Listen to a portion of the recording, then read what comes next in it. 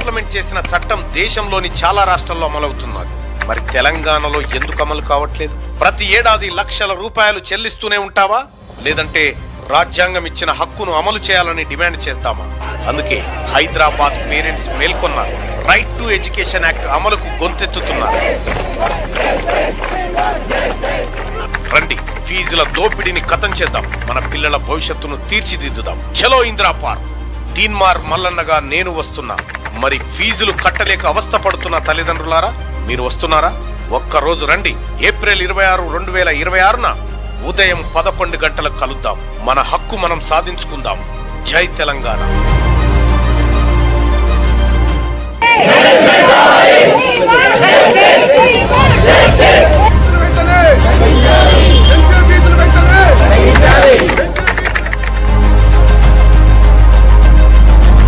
తల్లిదండ్రులకు విద్య అనేది భారం ఎత్తున్నది. ఇంజనీరింగ్ లేనటువంటి ఫీజులను ఈరోజు ఎల్కేజీ స్టూడెంట్స్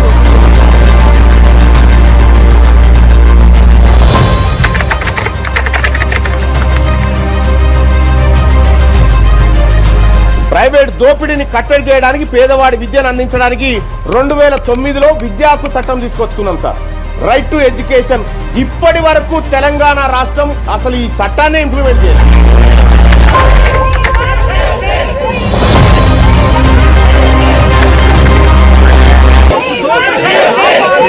విద్యా హక్కు చట్టాన్ని అమలు చేయాలి ప్రజలారా. ఇది చేయకుండా మనం ఎన్ని దుకాణాలు తెరిచినా, ఎంత ముచ్చట్లు చెప్పినా ఏం లాభం లేదు. ఇక్కడ వేరే చోట్ల, వేరే రాష్ట్రాలలో 9 రాష్ట్రాల్లో విద్యా హక్కు చట్టం అమలైతా ఉంది. ఇక్కడ ఎందుకు అమలైతా?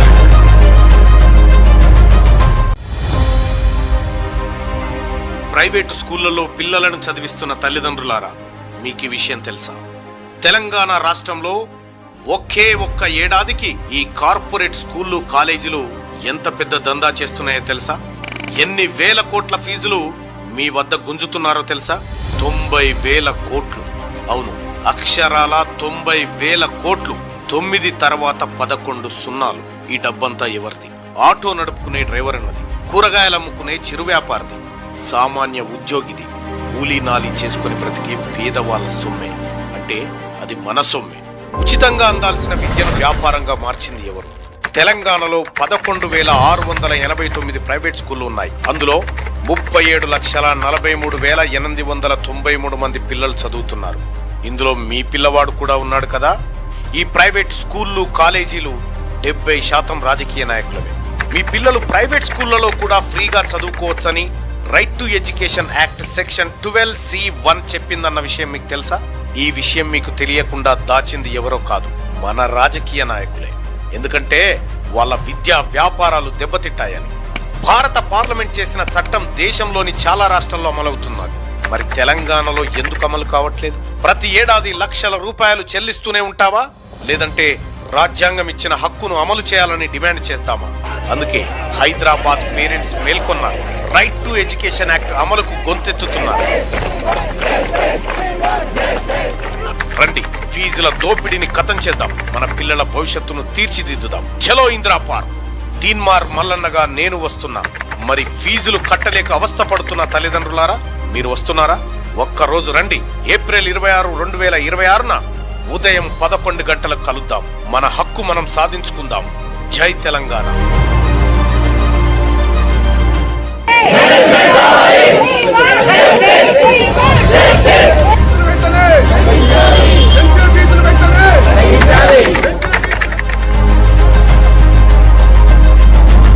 తల్లిదండ్రులకు విద్య అనేది భారం ఎత్తున్నది. ఇంజనీరింగ్ లేనటువంటి ఫీజులను ఈరోజు ఎల్కేజీ స్టూడెంట్స్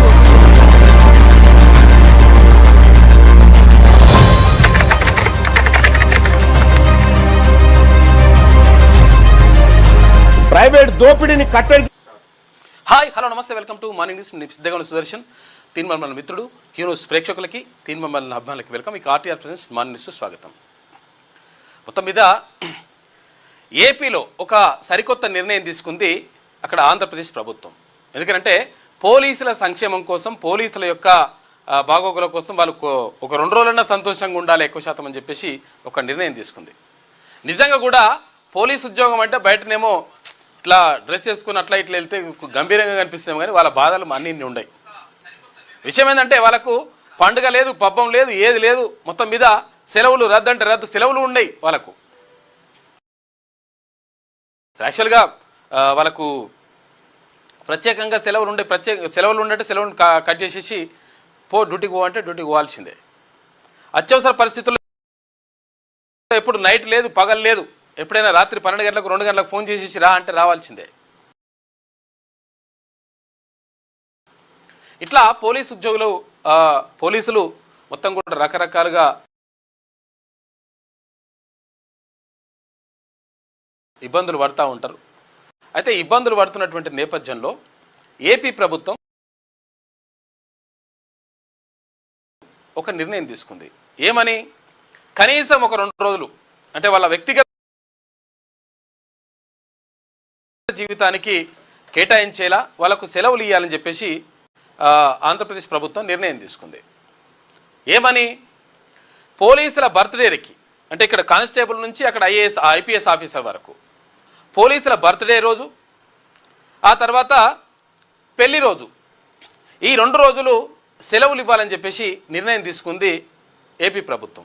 ఎందుకనంటే అసలు యాక్చువల్గా మా వ్యక్తిగత జీవితం మొత్తం కూడా పోతుందనేటువంటి బాధలో ఉంటారు. నిజంగా కూడా ఇప్పుడు దసరా వచ్చిందంటే అందరూ సంబరాలు చేసుకుంటుంటారు, వీళ్ళేమో బందోబస్తులో ఉంటారు. ఇక్కడ వినాయక చవితి వచ్చిందంటే అందరూ వినాయక చవితి ఉత్సవాల్లో పాల్గొంటుంటారు, వీళ్ళేమో ఎక్కడో ఒక దగ్గర బందోబస్తులో పాల్గొంటారు. తర్వాత ఏ యాక్సిడెంట్ జరిగినా లేకపోతే ఏది జరిగినా కానీ పోలీసులు అక్కడ ఉండాల్సిందే. దీంతో వాళ్ళ వ్యక్తిగత జీవితాన్ని చాలా కూడా కోల్పోతారు పోలీసు ఉద్యోగులు. కాబట్టి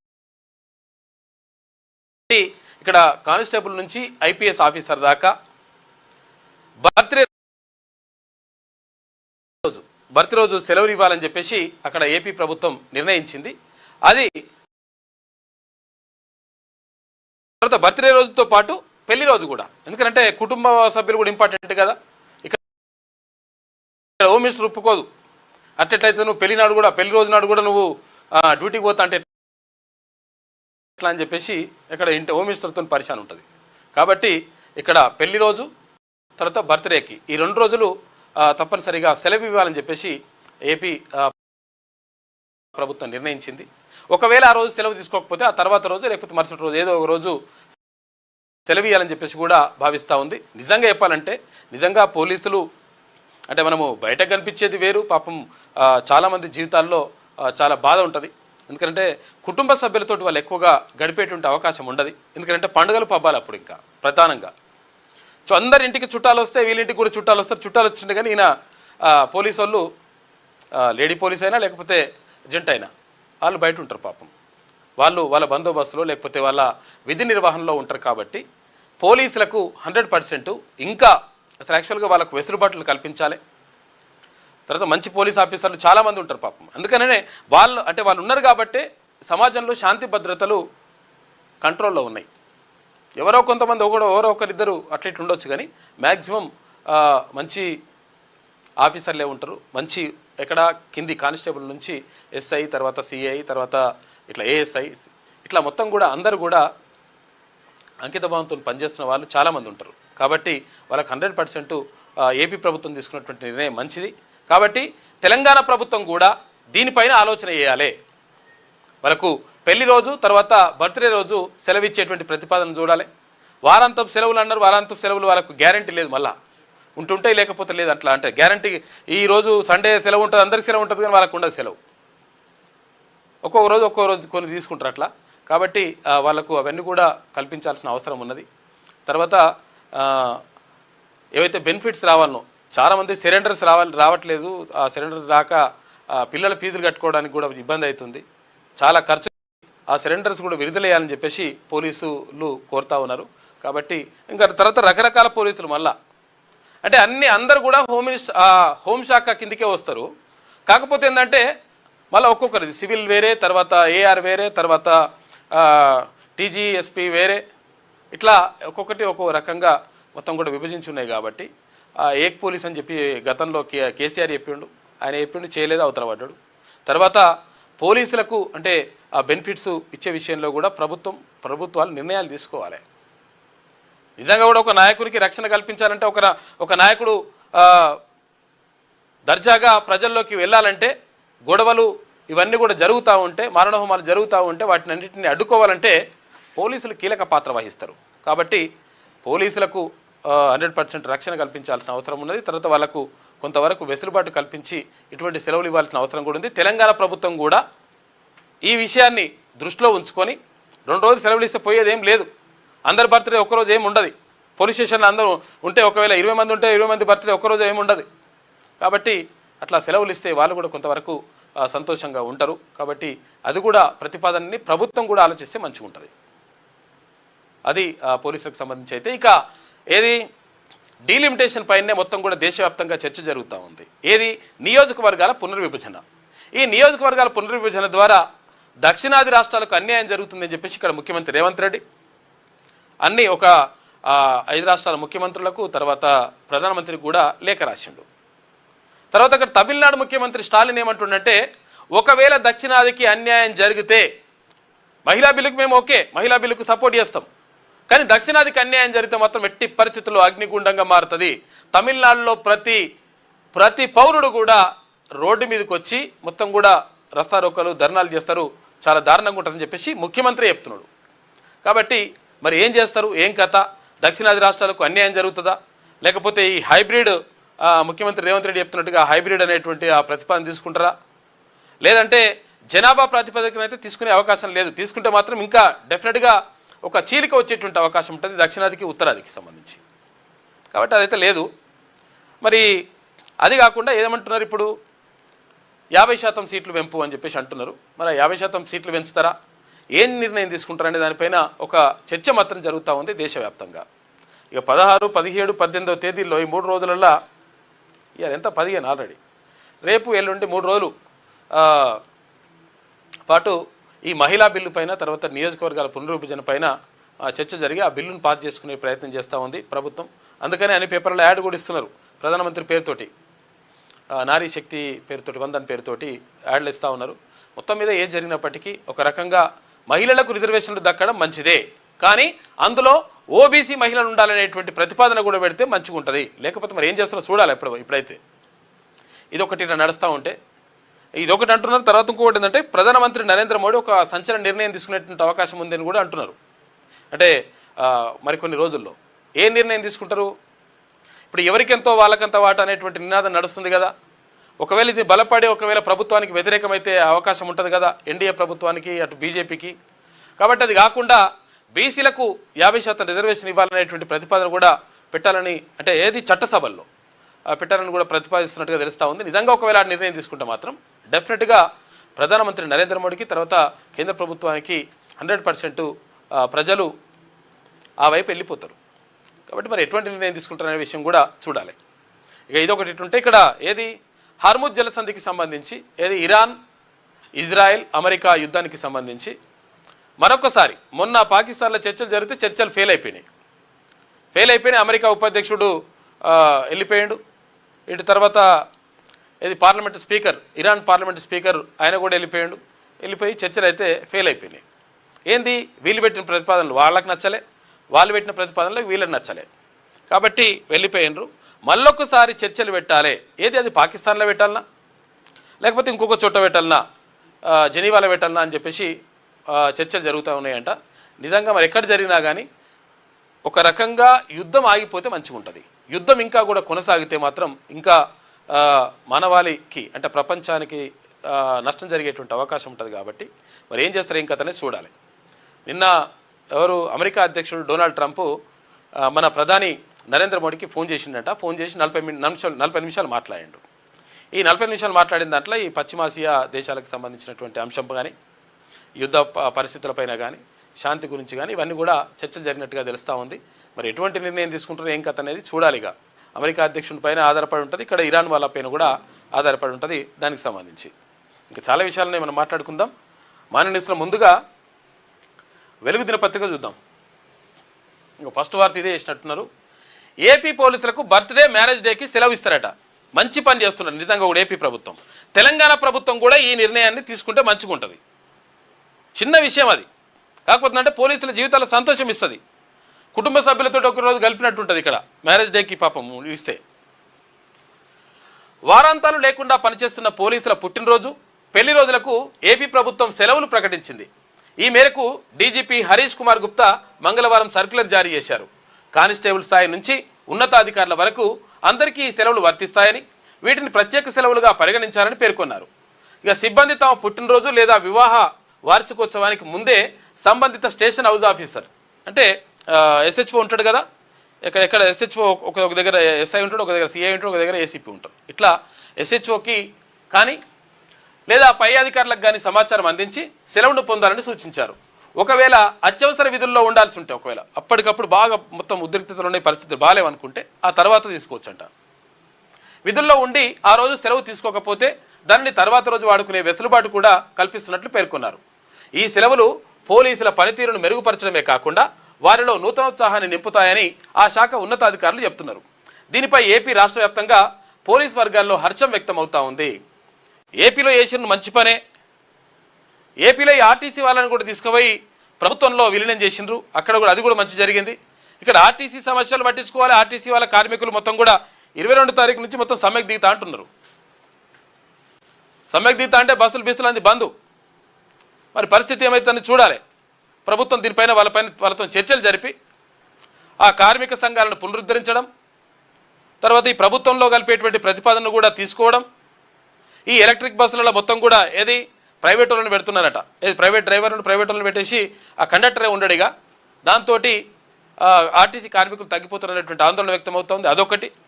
ఇట్లా కొన్ని ఏవైతే వాళ్ళ 32 డిమాండ్లు పెట్టిరు అందులో సాధ్యమైనవి కూడా పరిశీలించాల్సిన అవసరం ప్రభుత్వం పైన ఉన్నది. తర్వాత ఈ పోలీసుల గురించి కూడా ఆలోచిస్తే మంచిగా ఉంటుంది. కేంద్రం కుట్రలను అడ్డుకుందాం. డీలిమిటేషన్పై 5 దక్షిణాది రాష్ట్రాల ముఖ్యమంత్రులకు సీఎం రేవంత్ రెడ్డి లేఖలు రాసిందట. ఎందుకంటే కేంద్రం ఏం కుట్రలు చేస్తూ ఉంది, ఇక్కడ దక్షిణాది రాష్ట్రాలకు లోక్సభ సీట్లు పెరగకుండా లోక్సభ సీట్లు తగ్గించేటువంటి ప్రయత్నం చేస్తుందని ముఖ్యమంత్రి ఆరోపిస్తున్నాడు. కాబట్టి దీన్ని అడ్డుకుందాం మనం అందరం కలిసి, ఎక్కడ దక్షిణాది రాష్ట్రాల్లో ఉన్నటువంటి ముఖ్యమంత్రులను కలిసి అని చెప్పేసి వాళ్ళకు లెటర్ రాసిందట. సౌత్ స్టేట్స్ మనుగడ కోసం నడుద్దాం, మహిళా కోటా ముసుగులో జరుగుతున్న అన్యాయాన్ని ఆపుదాం, హైబ్రిడ్ మోడల్ వైపు అడుగులేద్దాం, హక్కులు కాపాడుకుందామని పిలుపునిచ్చిండు ముఖ్యమంత్రి రేవంత్ రెడ్డి. నిన్న అంబేద్కర్ జయంతి సందర్భంగా డాక్టర్ బిఆర్ అంబేద్కర్ 135వ జయంతి సందర్భంగా ట్యాంక్ బండ్ వద్ద నివాళులర్పించిన సీఎం రేవంత్ రెడ్డి పుష్పాంజలి ఘటించి నివాళులర్పించారు. అయితే ఆయన వెంట మంత్రులు పొన్నం ప్రభాకర్, ఇటు సీతక్క ఉన్నారు. అయితే విషయం ఏంటంటే ఇక్కడ అంటే ఎక్కువ శాతం ఇక్కడికే పోతారు, ట్యాంక్ బండ్ కాడికి వెళ్తారు. కాకపోతే అంటే అక్కడ పెద్ద విగ్రహం పెట్టినారు, అది 125 అడుగుల విగ్రహం పెట్టినరు. అది సెక్రటరియట్ పక్కకే ఉంటుంది. కాకపోతే ఆడికి పోతే అక్కడ ఏది కేసీఆర్ పెట్టిన విగ్రహం అనేటువంటి పేరు వస్తుంది కదా. ఇట్లా అంటే కొన్ని ఈక్వేషన్స్ ఉంటాయి, దాని ప్రకారం నడుస్తూ ఉంటుంది లెక్క. లోక్సభ స్థానాల పెంపుపై కేంద్ర ప్రభుత్వం ప్రతిపాదిస్తున్న ప్రోరేటా జనాభా ప్రాతిపదిక నమూనాలను వ్యతిరేకిస్తూ సీఎం రేవంత్ రెడ్డి దక్షిణాది రాష్ట్రాల ముఖ్యమంత్రులకు వేర్వేరుగా లేఖలు రాశారు. AP CM Chandrababu, Tamil Nadu CM Stalin, Karnataka CM Siddaramaiah, Kerala CM Pinarayi Vijayan, ఇక్కడ పుదుచ్చేరి సీఎం రంగస్వామికి ఈ లేఖలు పంపారు. ఇక ప్రోరేటా జనాభా ప్రాతిపదికన సీట్ల సంఖ్యను పెంచితే పార్లమెంట్లో సౌత్ స్టేట్స్ రాజకీయ ప్రాబల్యం పూర్తిగా తుడిచిపెట్టుకుపోతుందని ఆ లేఖల్లో రేవంత్ రెడ్డి ఆందోళన వ్యక్తం చేసిండు. అందుకే దక్షిణాది రాష్ట్రాలని ఏకతాటిపైకి వచ్చి ఆ అన్యాయంపై పార్లమెంటు వేదికగా పోరాడాలని పిలుపునిచ్చిండు. ఇక ఇది కేవలం ఒక రాష్ట్ర సమస్య కాదని, మొత్తం దక్షిణాది మనుగడకు సంబంధించిన చారిత్రక అవసరమని పేర్కొన్నాడు ముఖ్యమంత్రి. ఇటు ఫెడరల్ స్ఫూర్తిని కాపాడుకోవడానికి అందరం కలిసి పోరాడాల్సిన సమయం ఆసన్నమైందని వివరించారు. రాష్ట్రాల హక్కులను కాపాడుకోవడంలో ఏమాత్రం రాజీ పడకూడదని సీఎం స్పష్టం చేసిండని చెప్పేసి ఒక వార్త కనిపిస్తూ ఉంది. 5 రాష్ట్రాల ముఖ్యమంత్రులకు, తర్వాత ప్రధానమంత్రి కూడా లేఖ రాసిండు ముఖ్యమంత్రి. ఆల్ పార్టీ మీటింగ్ పెట్టండి, సీట్ల పెంపుపై ఏకపక్ష నిర్ణయాలు తీసుకుంటే కుదరదు, ప్రధాని మోడీకి సీఎం రేవంత్ రెడ్డి లేఖ రాసిండు. ప్రధానమంత్రి కూడా ఒక లెటర్ రాసిండు, అది వేరే లెటర్. సీట్ల కేటాయింపులో 50-50 ఫార్ములా, హైబ్రిడ్ మోడల్ అమలు చేయాల్సిందే, 543 సీట్లలోనే మహిళా కోటా ఇవ్వండి, సీట్ల పెంపుతో ముడిపెట్టి కాలయాపన వద్దు, ప్రాంతీయ విభేదాలు రానివద్దని సూచించిండు ముఖ్యమంత్రి రేవంత్ రెడ్డి. మొత్తం మీద ఇక్కడ కేంద్రం కుట్రలను అడ్డుకుందామని చెప్పేసి సౌత్ స్టేట్స్ ముఖ్యమంత్రులకి రాసిండు లెటరు. ఇగో 2011 సెన్సెస్ ప్రకారం నియోజకవర్గాల పునర్విభజన అంటే 2011 జనాభా లెక్కల ఆధారంగా నియోజకవర్గాల పునర్విభజన చేద్దామని చెప్పేసి కేంద్ర ప్రభుత్వం చెప్తా ఉంది. లోక్సభ సీట్లు 850 అంటున్నారు. రాష్ట్రాల నుంచి 815 మంది, యూటీల నుంచి అంటే యూనియన్ టెరిటరీ ఉంటుంది కదా కేంద్రపాలిత ప్రాంతాలు, అక్కడ నుంచి 35 మంది, 131 రాజ్యాంగ సవరణకు కేంద్ర ప్రభుత్వం రెడీ అవుతుందని చెప్పేసి క్వశ్చన్ మార్క్ తోటి ఒక వార్త వేసింది. అసలు యాక్చువల్గా పెరగాల్సిన ఎంత అంటే ఇప్పుడు 543 ఉంటే 816 కావాలి, మరి 850 అయితే అనేటువంటి చర్చ కూడా జరుగుతూ ఉంది. ఆర్టికల్ 55, 81 కింద సవరణ సర్క్యులర్ జారీ చేసిండ్రు. డీలిమిటేషన్ బిల్లు 2026 మహిళా రిజర్వేషన్ బిల్లులు సిద్ధమైనవి. వీటితో పాటే యూటీ చట్టాల సవరణ బిల్లులు కూడా ఎంపీలకు ముసాయిదా ప్రతులు అందజేసింది కేంద్రం. ఈ నెల 16 నుంచి జరిగే పార్లమెంటు సమావేశంలో ప్రవేశపెట్టేందుకు ఏర్పాట్లు చేస్తుంది. బిల్లు చట్టరూపం దాల్చాక డీలిమిటేషన్ కోసం కమిషన్ ఏర్పాటు చేస్తారట. ఇక చైర్పర్సన్గా సుప్రీంకోర్టు ప్రస్తుత లేదా మాజీ న్యాయమూర్తిని పెడతారు. ఇక సభ్యులుగా సిఈసి లేదా ఆయన ప్రతినిధి, రాష్ట్ర ఎన్నికల కమిషనర్లు, శాసనసభల్లో మహిళలకు 33% రిజర్వేషన్లు, ఇక్కడ పార్లమెంట్లో, లోక్సభలో, తర్వాత ఇక్కడ రాష్ట్రాల్లో శాసనసభలో, ఇక్కడ శాసన మండలి అయితే ఇక్కడ ఎమ్మెల్సీలు కానీ అక్కడ రాజ్యసభ సీట్లు కానీ పెరిగేటువంటి అవకాశం లేదంటే ఇప్పుడైతే ఇది నడుస్తూ ఉంది. దేశవ్యాప్తంగా నియోజకవర్గాల పునర్విభజన అంటే డీలిమిటేషన్ మహిళా రిజర్వేషన్ బిల్లులకు రంగం సిద్ధమైంది. ఈ 2 బిల్లులను ఈ నెల 16 నుంచి ప్రారంభం కానున్న పార్లమెంటు ప్రత్యేక సమావేశాల్లో ప్రవేశపెట్టేందుకు కేంద్రం రెడీ అయింది. ఇప్పటికే డీలిమిటేషన్ 2026 డ్రాఫ్ట్ బిల్లును కేంద్ర న్యాయశాఖ సిద్ధం చేయగా దాన్ని ఆ శాఖ మంత్రి అర్జున్ మేఘ్వాల్ ప్రవేశపెట్టనున్నారు. వీటితో పాటే యూటీ చట్టాల సవరణ బిల్లును తీసుకురానున్నారు. పార్లమెంటరీ వ్యవహారాల శాఖ ఈ బిల్లుల ముసాయిదా ప్రతులను ఎంపీలకు పంపింది. అయితే ఏప్రిల్ 16 నుంచి 18 వరకు అంటే రేపటి నుంచి 3 రోజుల పాటు ప్రత్యేక పార్లమెంటు సమావేశాలు ఉంటాయని, ఇందులో లోక్సభ సీట్ల పెంపు, డీలిమిటేషన్కు సంబంధించిన అంశాలపై చర్చ ఉంటుందని ముసాయిదాలో కేంద్రం స్పష్టం చేసింది. డీలిమిటేషన్ బిల్లు ఆమోదం పొందితే ఇది 131 రాజ్యాంగ సవరణ చట్టం అవుతుంది. అందుకు సంబంధించి ఆర్టికల్ 55, ఆర్టికల్ పెంచకుండా ఉండాలని కూడా ఈ చట్టంలో ప్రతిపాదన తీసుకొస్తున్నారు. అవి కూడా వెళ్తే ఇంకా ఇబ్బంది అవుతుందని చెప్పేసి ఇక్కడ కేంద్రపాలిత ప్రాంతాల్లో 35 కంటే మించొద్దని చెప్పేసి కూడా నిర్ణయం తీసుకుంటారట. సుప్రీం జడ్జి ఆధ్వర్యంలో కమిషన్ డీలిమిటేషన్ ప్రక్రియను చేపట్టేందుకు కేంద్ర ప్రభుత్వం ఒక కమిషన్ ఏర్పాటు చేయనున్నది. దీనికి సుప్రీంకోర్టు ప్రస్తుత లేదా మాజీ న్యాయమూర్తిని చైర్పర్సన్గా పెడతారట, వ్యవహరిస్తారు. ఇక కేంద్ర ఎన్నికల కమిషనర్ లేదా ఆయన నామినేట్ చేసే ఎన్నికల కమిషనర్, సంబంధిత రాష్ట్ర ఎన్నికల కమిషనర్లు ఇందులో సభ్యులుగా ఉంటారు. కమిషన్కు సాయం చేయడానికి ప్రతి రాష్ట్రం నుంచి 10 మంది ప్రతినిధులను, 5 ఎంపీలు, 5 ఎమ్మెల్యేలట నియమిస్తారు. అయితే వీరికి నిర్ణయాలపై ఓటు వేసే హక్కు ఉండదు అని చెప్పేసి ఒక వార్త కనిపిస్తా ఉంది. మొత్తం మీద ఇది డీలిమిటేషన్ ఇట్లా జరగవచ్చు అని చెప్పేసి చెప్తా ఉన్నారు.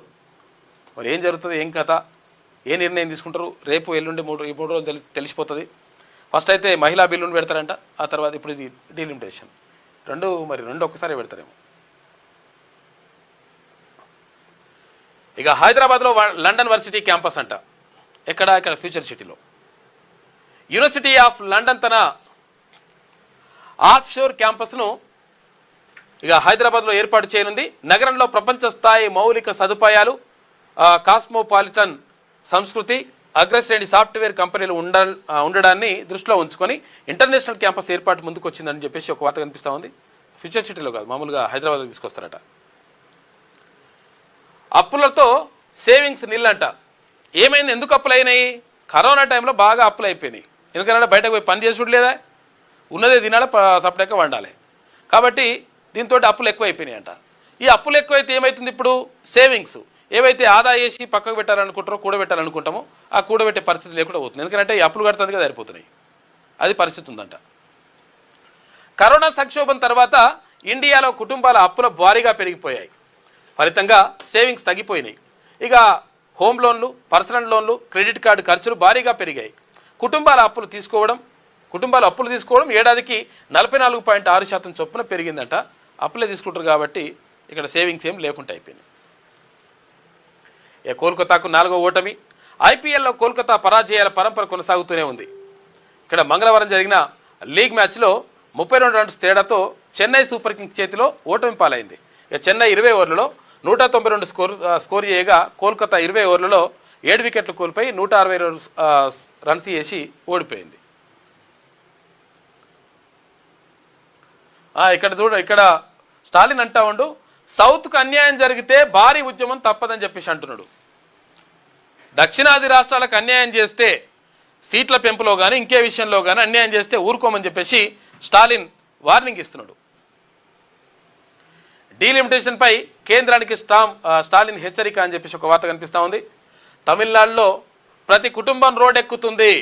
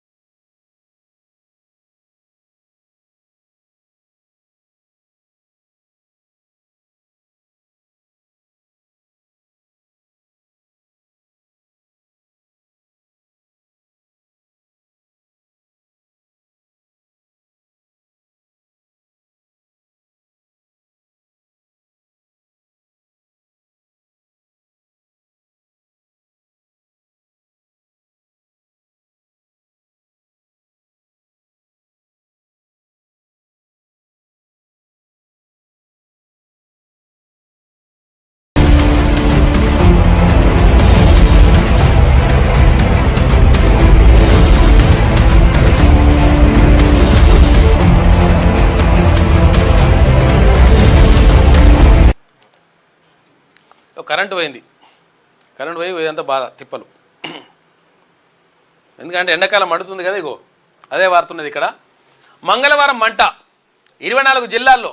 నిన్న 42 డిగ్రీలు దాటిన టెంపరేచర్. 42 డిగ్రీలు అంటే మామూలుగా కాదు అసలు. మిగతా జిల్లాల్లోనూ 41. అగో ఏమే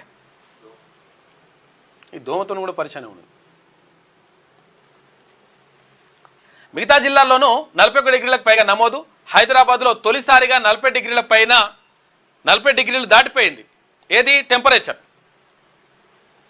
మల్కాజిగిరిలో 41.9 డిగ్రీల మేర రికార్డ్ అయింది. సిటీ వ్యాప్తంగా హీట్ వేవ్స్. ఇక రాష్ట్రానికి వారం రోజుల పాటు హీట్ వేవ్స్ అలర్ట్ ఉంటుందంట. కాబట్టి 40 డిగ్రీల ఉష్ణోగ్రత నమోదయ్యే ఛాన్స్ ఉందంట. ఇంకా భారీగా పెరిగిపోతాయి. 42 డిగ్రీలకే తట్టుకుంటలేమంటే ఇక 45 డిగ్రీలు వస్తే ఎట్లుంటుందో తెలియదు. ఇక బీహార్ కొత్త సీఎంగా బీజేపీ నేత సామ్రాట్ చౌదరిని ఎంపిక చేసినట. ఎందుకంటే బీహార్ ముఖ్యమంత్రి నితీష్ కుమార్ రాజీనామా చేయడంతో ఇప్పుడు అక్కడ కొత్త సీఎంగా అది భారతీయ జనతా పార్టీకి చెందినటువంటి సామ్రాట్ చౌదరిని పెడుతున్నట. బీజేపీ ఎల్పీ మీటింగ్లో ఎంపిక చేసిన ఎన్డీఏ కూటమి నితీష్ను గద్దె దించుతానని గతంలో శపథం చేసిండు సామ్రాట్ చౌదరి. ఇక్కడ బీహార్ సీఎం పదవి చేపట్టిన తొలి బీజేపీ నేతగా రికార్డు సృష్టించిండు. ఇటు ముఖ్యమంత్రి పదవికి రాజీనామా చేసిండు నితీష్ కుమార్.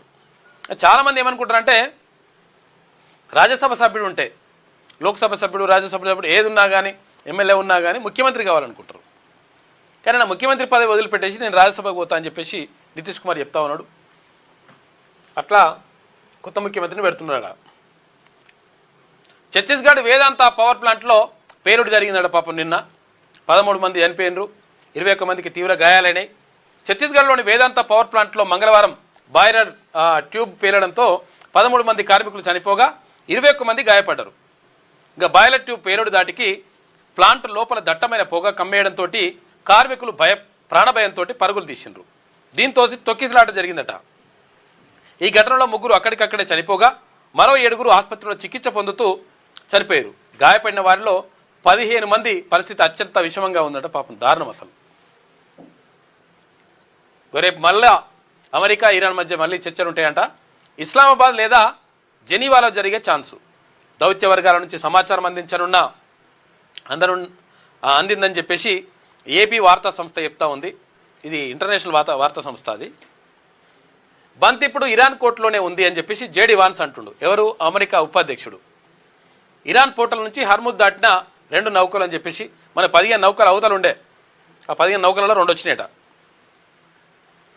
ఇరాన్ అమెరికా మధ్య ఆదివారం పాకిస్తాన్ రాజధాని ఇస్లామాబాద్లో జరిగిన సుదీర్ఘ చర్చలు విఫలమైన నేపథ్యంలో ఆ 2 దేశాల మధ్య మరో విడత చర్చలు జరిగే అవకాశం ఉందని అసోసియేట్ ప్రెస్, దీన్నే ఏపీ అంటారు, అసోసియేట్ ప్రెస్ వార్తా సంస్థ వెల్లడించింది. ఈ అంశంపై పలువురు దౌత్యవేత్తల నుంచి సమాచారం అందినట్టు తెలిపింది. ఇక అమెరికా డిమాండ్లను ఒప్పుకునేందుకు ఇరాన్ సిద్ధంగా ఉందన్న సంకేతాలు వస్తే తప్ప గురువారం మళ్ళీ చర్చలు జరిగే ఛాన్స్ ఉండదని పేర్కొన్నది. చూసుకో, ఇక ఇరాన్ ఒప్పుకుంటే మేము అన్నిటికీ డిమాండ్లకు ఒప్పుకుంటే ఓకే అని చెప్పేసి అంటారట, లేకపోతే చర్చల్లో పిచ్చలేవు అని చెప్పేసి అంటున్నారు. ఇక ఈ విషయంలో ప్రధాని మోడీకి ట్రంప్ ఫోన్ చేసిండు. ఎవరు? అమెరికా అధ్యక్షుడు.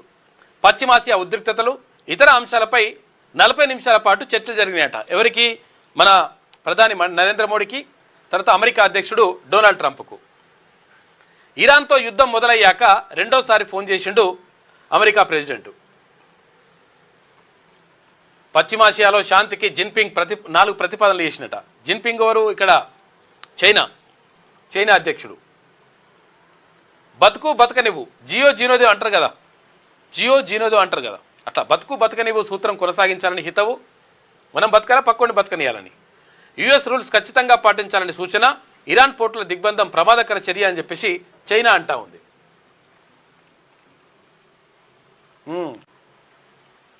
ఇలాంటి పోపు నాకొద్దు అని చెప్పేసి ట్రంప్ అంటున్నాట పోప్ గురించి. ఈ రాత్రికి మన వాళ్ళను పంపించి ఎత్తుకొచ్చేయమని చెప్పమంటారా సార్ అని చెప్పేసి అడుగుతున్నట పిఏ. ఇది వెలుగులో ఉన్నటువంటి ప్రధాన కథనాలు అయితే ఒకసారి విజయకాంత్ చూద్దాం. వితండ వాదన, హైబ్రిడ్ ప్రకారం నియోజకవర్గాల పునర్విభజన ప్రపంచంలో ఎక్కడా లేదు. రాష్ట్రంలోనూ ఇదే విధానాన్ని పాటిస్తారా? ఆదిలాబాద్, మహబూబ్ నగర్లో సీట్లు తగ్గి జిహెచ్ఎంసీ పరిధిలోనే పెరుగుతాయి కదా. కాంగ్రెస్ పార్టీకి కోశాధికారి, ఆ పార్టీలో అతి మేధావి సీఎం రేవంత్ రెడ్డి. కోడిగుడ్డు మీద ఈకలు పీకడం సరికాదు.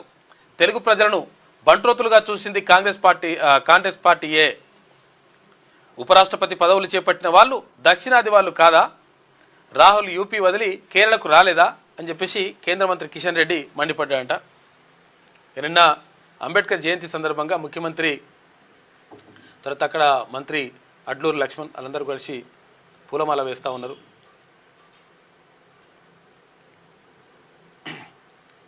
ఇక్కడ డిప్యూటీ సీఎం బట్టి విక్రమార్క, మంత్రులు ఇక్కడ అంబేద్కర్ విగ్రహం వద్ద నివాళులు అర్పిస్తున్నారు. బీఆర్ఎస్ నేత కేటీఆర్. ఎందుకంటే ఇక్కడ పెద్ద విగ్రహం కాడికి వచ్చి వీళ్ళు ఎందుకు వచ్చిరంటే,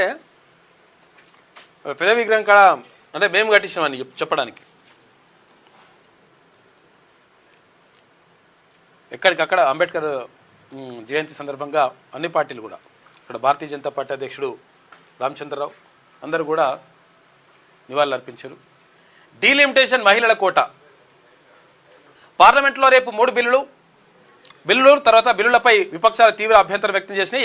ఏకపక్ష నిర్ణయాలంటూ మండిపడ్డాయి. ఇవాళ అఖిలపక్ష సమావేశం కూడా ఉంటుందంట. తర్వాత తీసేస్తా. ఇక అఖిలపక్ష భేటీ ఏర్పాటు చేయాలి. డీలిమిటేషన్ పై జాతీయ స్థాయిలో చర్చ జరగాలి. వికసిత భారత్కు అన్ని ప్రాంతాలు సమాన ప్రాతినిధ్యం కీలకం. సీట్ల పెంపుతో రాజకీయంగా అన్యాయం. ప్రధాని మోడీకి ముఖ్యమంత్రి రేవంత్ రెడ్డి లేఖ రాసిండ్రు. ఇవాళ ఇండియా కూటమి సమావేశం అవుతుంది, ఢిల్లీ వెళ్ళనున్న ముఖ్యమంత్రి అని చెప్పేసి. ఇక్కడ డీలిమిటేషన్ ప్రక్రియ కొనసాగుతుంది కాబట్టి అంటే రేపటి నుంచి పార్లమెంటు సమావేశాలు అంటే మళ్ళీ ప్రత్యేక పార్లమెంటు సమావేశాలు నిర్వహించాలని చెప్పేసి కేంద్ర ప్రభుత్వం భావిస్తూ ఉంది. ఈ నేపథ్యంలో ఇక్కడ ముఖ్యమంత్రి రేవంత్ రెడ్డి ఢిల్లీకి వెళ్తా ఉన్నాడు. ఎందుకు? ఈయన హైబ్రిడ్ అనేటువంటి ఒక కొత్త ప్రతిపాదన తీసుకుపోయి అక్కడ ఎవరు ఈ దక్షిణాది రాష్ట్రాలకు అన్యాయం జరుగుతూ ఉంది. ఏది లోక్సభ స్థానాలు మాకు తగ్గిపోయేటువంటి ప్రమాదం ఉన్నది. మీరు 50% పెంచుతామన్నా కానీ నష్టమే జరుగుతుంది. లేకపోతే జనాభా ప్రాతిపదికన అంటే కూడా ఉత్తరాది రాష్ట్రాల్లోనే ఎక్కువ జనాభా పెరిగిపోయింది కాబట్టి మాకు అన్యాయం జరుగుతున్నటువంటి మాట చెప్తా ఉన్నాడు ముఖ్యమంత్రి. ఈ నేపథ్యంలో 5 రాష్ట్రాల ముఖ్యమంత్రులకు లెటర్ రాసిండు. తర్వాత ప్రధానమంత్రి నరేంద్ర మోడీ కూడా లేఖ రాసి మీరు ఎట్టి పరిస్థితుల్లో దక్షిణాది రాష్ట్రాలకు అన్యాయం జరగకుండా ఉండాలని చెప్పేసి మాట్లాడుతూ ఉన్నాడు ముఖ్యమంత్రి రేవంత్ రెడ్డి. ఈ నేపథ్యంలో ఏది మరి ఇప్పుడు ఇండియా కూటమి కాంగ్రెస్తో పాటు కాంగ్రెస్కు అనుకూలంగా ఉన్నటువంటి మిత్రపక్షాలు ఏవైతే ఉంటాయో వీళ్ళందరితోటి మాట్లాడాలని చెప్పేసి కాంగ్రెస్ పార్టీ అధినాయకత్వం భావిస్తూ ఉంది. అందులో భాగంగా ముఖ్యమంత్రి రేవంత్ రెడ్డి కూడా అందులోకి వెళ్ళి ఈ చర్చల్లో ప్రధానంగా కీలక పాత్ర వహించేటువంటి అవకాశం ఉన్నట్టుగా తెలుస్తూ ఉంది. అయితే ఇక్కడ హైబ్రిడ్ అనేటువంటి ఒక ప్రత్యేకంగా ప్రతిపాదన పెడతా ఉన్నాడు. ఈ నిర్ణయం తీసుకుంటే దక్షిణాది రాష్ట్రాలకు మంచి జరుగుతున్నటువంటి మాట చెప్తా ఉన్నాడు.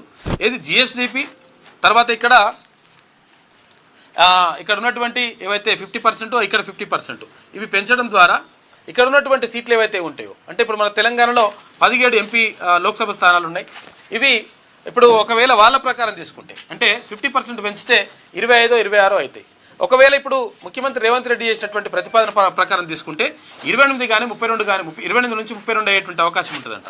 కాబట్టి ఈ ప్రతిపాదన బాగుంటుందని చెప్పేటువంటి అవకాశం ఉంది. దానికోసం ఢిల్లీ వెళ్తున్నాడంట ముఖ్యమంత్రి. ఇక బీహార్ కొత్త సీఎం సామ్రాట్ చౌదరి, ఎందుకంటే అక్కడ నితీష్ కుమార్ రాజీనామా చేస్తున్నాడు. ఆయన ఎందుకు అసలు యాక్చువల్గా ఇప్పటివరకు ఎప్పుడు ఎట్లా కూడా జరగలేదు. బీహార్లో ఇప్పటివరకు భారతీయ జనతా పార్టీ ఎప్పుడు కూడా అధికారంలోకి రాలేదు. కానీ బీహార్ ముఖ్యమంత్రి నితీష్ కుమార్ సహకరిస్తున్నాడు. అయితే విషయం ఏంటంటే ఆయన మొన్న రాజ్యసభకు నామినేషన్ వేసిన రోజు రాజ్యసభకు ఎంపిక అయ్యాడు. అయితే ఈ నేపథ్యంలో ముఖ్యమంత్రి పదవికి రాజీనామా చేస్తున్నాడు. రాజీనామా చేసి భారతీయ జనతా పార్టీకి చెందినటువంటి సమ్రాట్ చౌదరిని అక్కడ ముఖ్యమంత్రిగా ఓకే చేసిండ్రు. రాష్ట్రంలో మొట్టమొదటి బీజేపీ సీఎం ఆయనే. పిన్న వయసులోనే రాజకీయాల్లోకి వచ్చిండు. అయితే గతంలో ఈయన ఏమని వ్యాఖ్య చేసిందంటే ఎట్టి పరిస్థితుల్లో నితీష్ కుమార్ని గద్దె దించుతా అనేటువంటి మాట చెప్పిండు. ఆయన ఇప్పుడు గద్దె దించి ఈయననే గద్దె మీదకి కూర్చుంటున్నాడు. మసకబారుతున్న జైలు శాఖ, ముఖ్యమంత్రి వద్దే హోంశాఖ ఉన్నది. ఇష్టారాజ్యంగా ఉన్నతాధికారుల తీరు, వేధింపులు పెరిగాయని సిబ్బంది ఆవేదన. ఆత్మహత్యకు ప్రయత్నించినట్టు జైలు సూపరింటెండెంట్ స్థాయి అధికారి. మరి అదేందో కథ, ఇది కూడా నడుస్తూ ఉంది. విభజించాలి, పంచుకోవాలి. ఈఎస్ఐలో తకరారు అని చెప్పేసి ఒక వార్త వేసింది. డిస్పెన్సరీల్లో మందులు, వైద్య పరికరాలు, వస్తువుల పంపకంపై తలలు బాదుకుంటున్న ఉద్యోగులు. అంటే వీళ్ళకి ఇస్తలేరట. వీళ్ళకి ఇస్తాన ఏం చేసినట్టే వీళ్ళు పంచుకుంటున్నారు పైన దొంగలు. చాలా డిస్పెన్సరీల్లో సిబ్బంది కొరత, ఇతర ప్రదేశాలకు తరలించాలంటే ట్రాన్స్పోర్ట్ ఛార్జీలు కూడా ఎట్లా అని చెప్పేసి ఆలోచిస్తారట. 26 డిస్పెన్సరీలను విభజించేందుకు నానా తంటాలు పడుతుందంటే ప్రభుత్వం. ఇట్లా నడుస్తూ ఉంది కథ అని చెప్పేసి ఒక వార్త వేసింది. ఇక గ్లైసిల్ పత్తి విత్తనాలు పడగా అని చెప్పేసి ఒక వార్త కనిపిస్తూ ఉంది. మొత్తం కూడా మొత్తం ఈ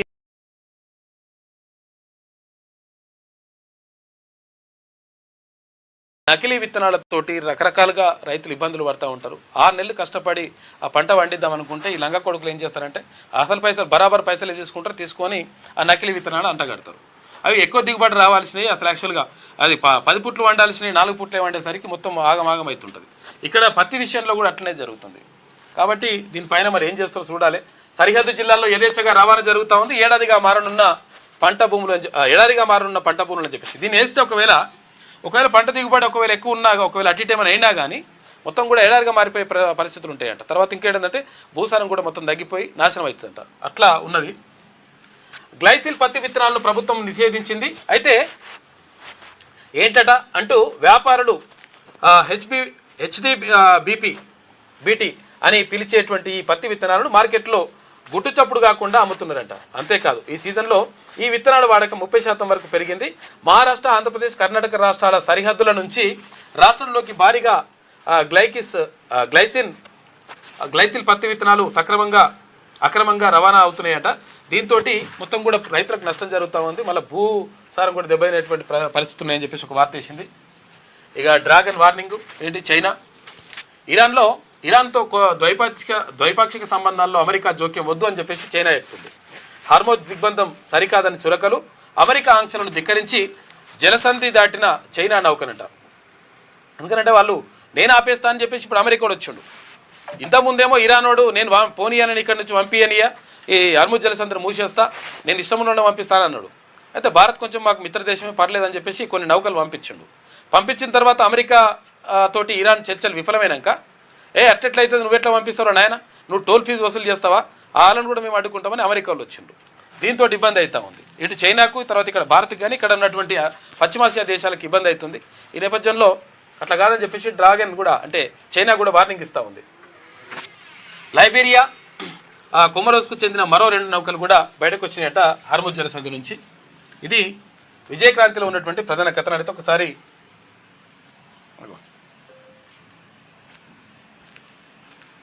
ఏమైంది ఇది?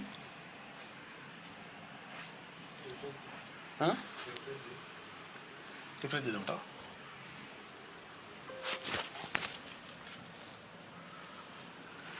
రైట్. ఇక గరిష్టంగా 850 ఉంటుందంట. లోక్సభ స్థానాల సంఖ్య పెంపుపై కేంద్రం ప్రతిపాదన పెట్టింది. అసలు యాక్చువల్గా 816 అయితే అని చెప్పేసి అనుకున్నారు. కాకపోతే ఇప్పుడు 850 అనేటువంటి చర్చ కూడా జరుగుతూ ఉంది. 2011 జనాభా లెక్కలే ప్రాతిపదిక ఇక ఆర్టికల్ 81 సవరణకు బిల్లు పెడుతున్నట. 54% వరకు సీట్లు పెరిగే అవకాశం ఉంది. ప్రత్యేక సమావేశాలు ఎందుకు 54 ఎందుకు అవుతున్నాయి? 50%గా మనం అనుకున్నాయి.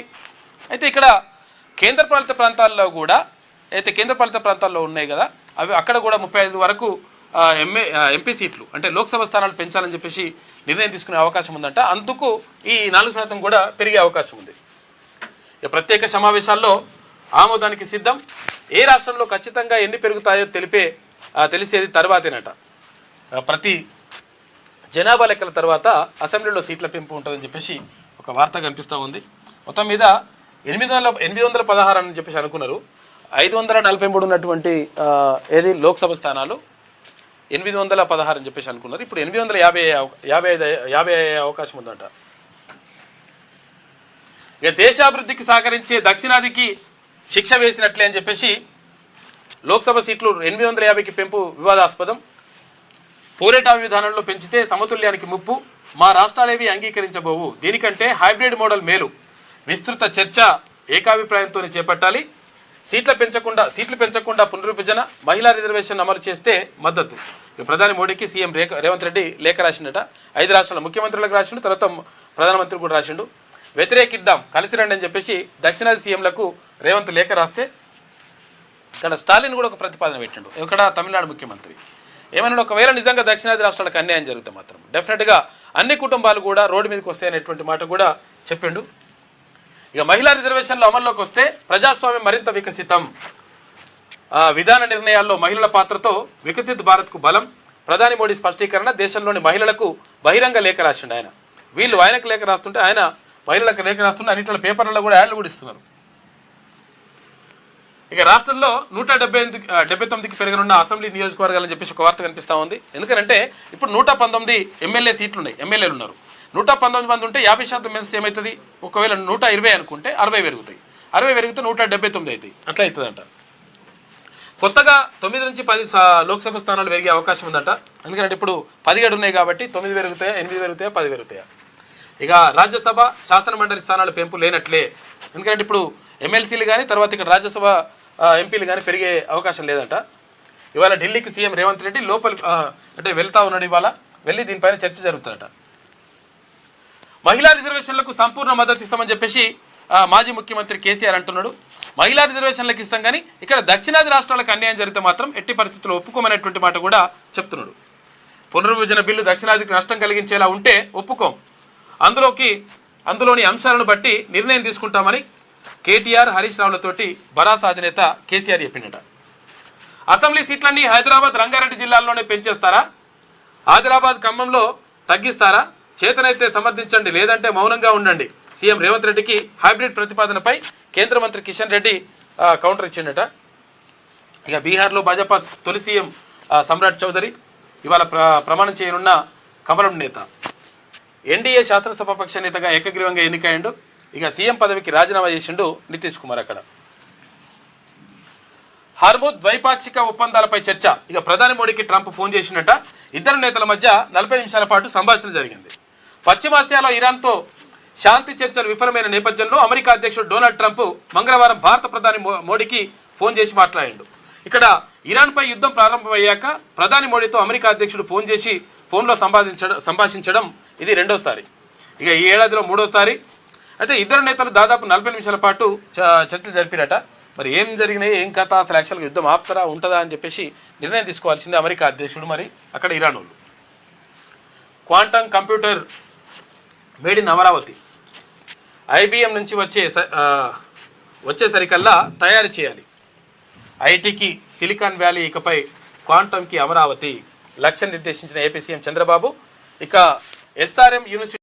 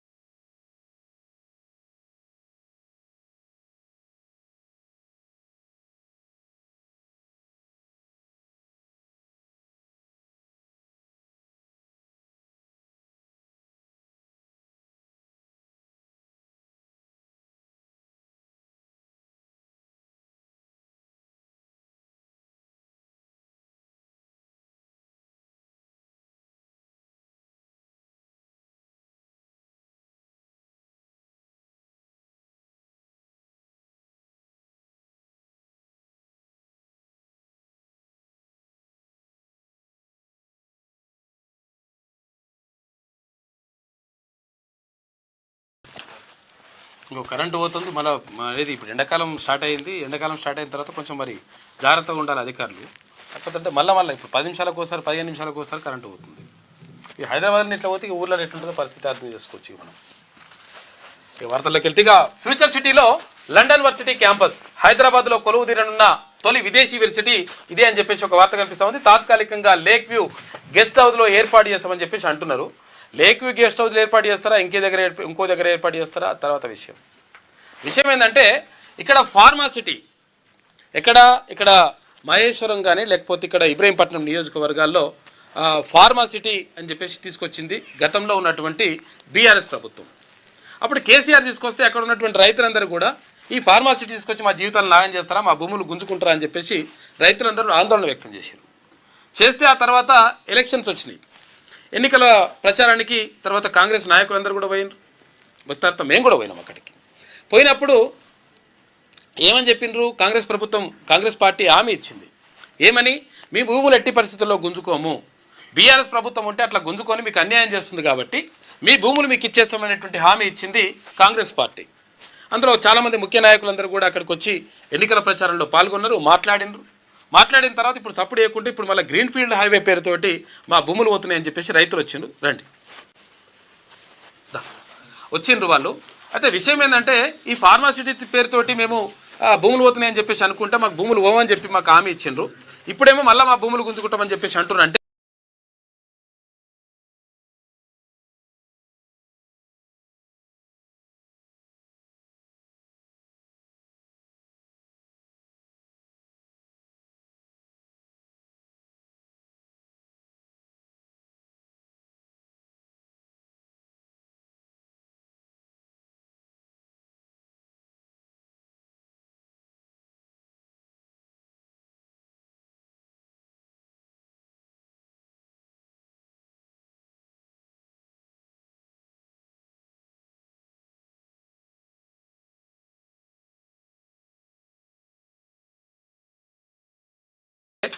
అక్కడ ఫార్మాసిటీ రద్దు చేసి 2024లో కోర్టులో చెప్పారు, లేదు మేము ఫార్మాసిటీని రద్దు చేయలే.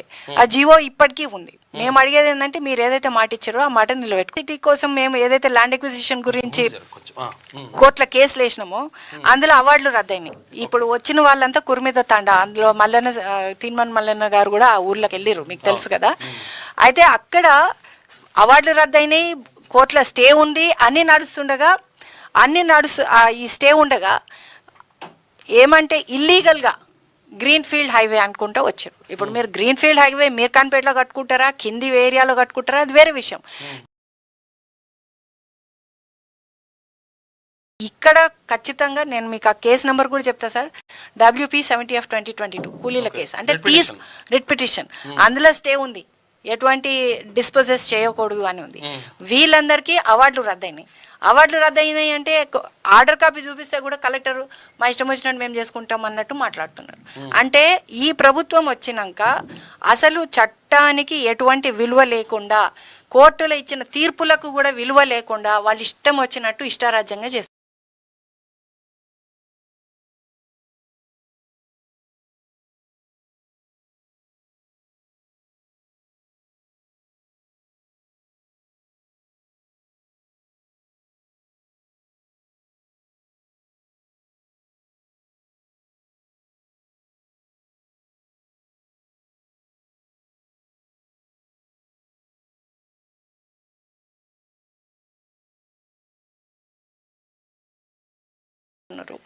ఈ విషయం మీదనే ఓకే కందుకూరు యాచారం 3 మండలాలు 3 మండలాలు ఇంతకుముందు చెప్పారు కానీ ఫస్ట్ తీసుకునేది మొత్తం యాచారం మండలి కిందకి. ఓకే, భూమి మొత్తం కోల్పోతున్నాము మేము వాళ్ళ మండలాలు చెప్పారు కానీ వాళ్ళ మండలాలు ఎక్కడ సేకరించలేదు. కందుకూరు మండలం అన్నారు కానీ అక్కడ సార్లవారిపల్లి అని ఒకటి ఉంది. అక్కడ ఏం చేశారంటే మొత్తం బడాబాబులు మినిస్టర్లు వాళ్ళ భూములు ఉన్నాయి. ఎక్కడ? సార్లవారిపల్లి, కందుకూరు మండలం సార్లవారిపల్లి. వాళ్ళు తీసుకోవట్లేదు, వాళ్ళే ఉన్నాయి కాబట్టి వాళ్ళని వదిలేసారు. అక్కడ వాళ్ళే వదిలేసారు. కానీ మా ఎస్టీ వాళ్ళు మేము లంబడలో ఉన్నాం కాబట్టి వీళ్ళు ఏం చేయలేరు, వీళ్ళు ముందుకు రారు, కొట్లాడారు అనేసుకుని మా భూములు లాక్కుంటున్నారు. పెద్దల భూములు తీసుకోవట్లేదు కానీ మా భూములు తీసుకుంటున్నారు ముఖ్యంగా. అంటే మేము ఇక్కడ కొట్లాడడానికి ముందుకు పోము కదా అనేసుకొని మా భూములు తీసుకుంటున్నారు. ఇంకోటి ఇంత ముందు సార్ మాకు రేవంత్ రెడ్డి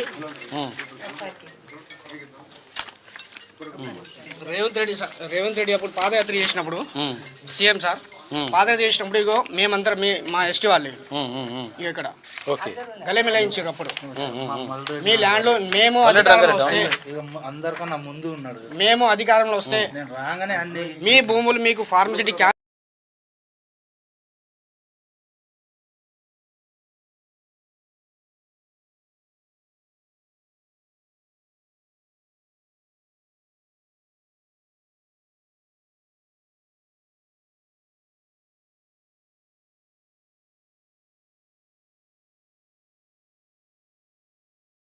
చేసి మీ భూములకు మీ ఇస్తామనేసి మాకు మాట ఇవ్వడం జరిగింది. గాంధీ గారు పొద్దున్న లేస్తే నేను జై భీమ్ జై రాజ్యాంగం అంటారు.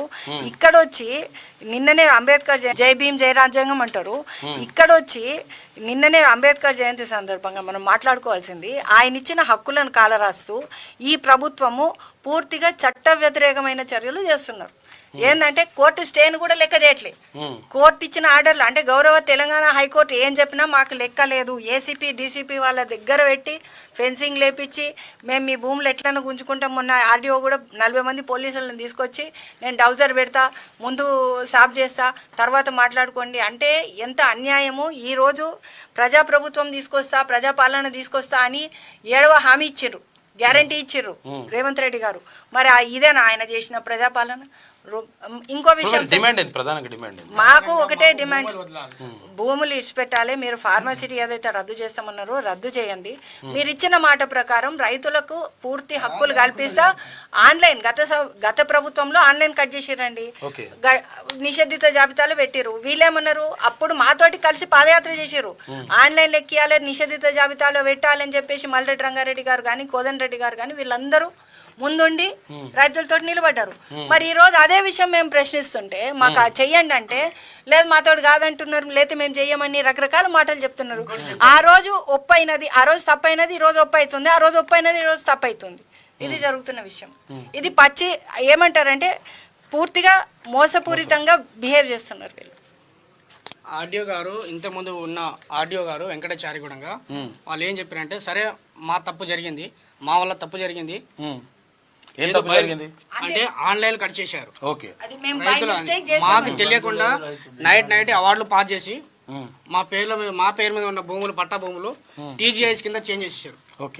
సార్ ఇది ఎందుకు జరిగింది, మా పర్మిషన్ లేకుండా మీరు ఎట్లా చేస్తారు అనేసి మేము కోర్టుకు వెళ్ళేసరికి సరే సార్ కోర్టులో ఏం చెప్పారు, మా వల్ల తప్పు జరిగింది, మీకు చేస్తాము, మీకు న్యాయం చేస్తాము, మేము రిటర్న్ మీకు మా వల్ల తప్పు జరిగింది కాబట్టి మేము రిటర్న్ చేస్తామని చెప్పారు. పేపర్ ప్రకటన చేశారు వీళ్ళు. ఇప్పుడేమంటారు, ఇంతకుముందు ఆడియో వెళ్ళిపోయారు కదా, ఆయన చేసిపోయిండు. ఇప్పుడున్న ఆడియో ఏమంటున్నారు మాకు తెలియదు, ఆయన చేసిపోయిండు.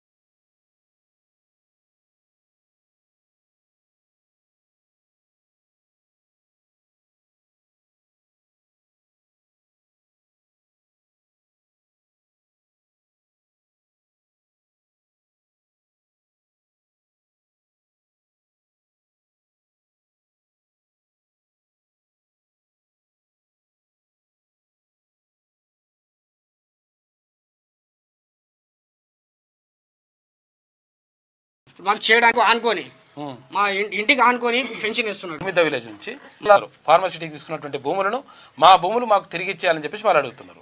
అది లెక్క. అంటే వాళ్ళు తీసుకోలేదు మేము తీసుకోలేదు తిరిగియడం కాదండి ఇక్కడ తిరిగియడం కాదు యాక్చువల్ గా వాళ్ళు ఇల్లీగల్ గా వాళ్ళు ఏమైందంటే మేము స్టే తెచ్చుకున్నాం అందరు చెప్పు ఇది స్టే తెచ్చుకున్నారు స్టే తెచ్చుకున్నాక అప్పుడు గతంలో కాంగ్రెస్ ప్రభుత్వం ఏం చెప్పింది ఈయన భూములను కాపాడతాము ఈయన కాదు తీసుకున్నవి కూడా అప్పుడు ఇచ్చేస్తామని అన్నాం మేము అదంటలే ఏదైతే ఈయన భూములు ఉన్నాయో ఇప్పటిదాకా ఇవ్వని వాళ్ళది మీరు నోటిఫికేషన్ నుంచి మినహాయింపు చేయండి కంప్లీట్ ఏదైతే మీరు ఇచ్చిన రక్షించండి అని చెప్తున్నారు కనీసం కాదు వాళ్ళు ఇచ్చారు సార్ మాట ఇచ్చారు కదా వాళ్ళు ఇచ్చిన మాట గవర్నమెంట్ ల్యాండ్ తీసుకున్నారు ఆల్రెడీ సార్ ఇప్పుడు ఇది ఏమైంది కనిపించి ఇప్పుడు ఇది ఏమైందంటే గత ప్రభుత్వం